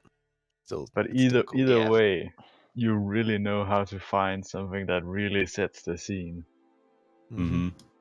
Though I'm actually curious, because I can spy a little bit of building down at the bottom of that fine little canyon. Oh yeah. Where? Can you? I think that's what he's talking about. Aren't Like those that It road. might trees? just be a crops of Mhm. trees. You never know. Yeah, I think that's meant to be trees. I mean, there aren't any trees anywhere else on this entire map. Good. That might be a Either way. rock formation.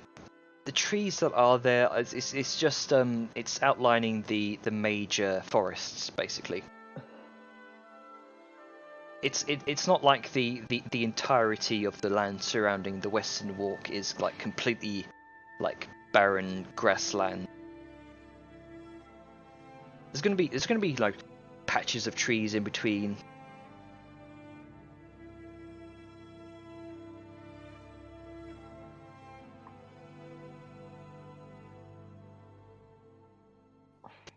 So, Man, that's cool. Yeah. Is the recording still going? oh, the stream. I will stop recording and streaming now.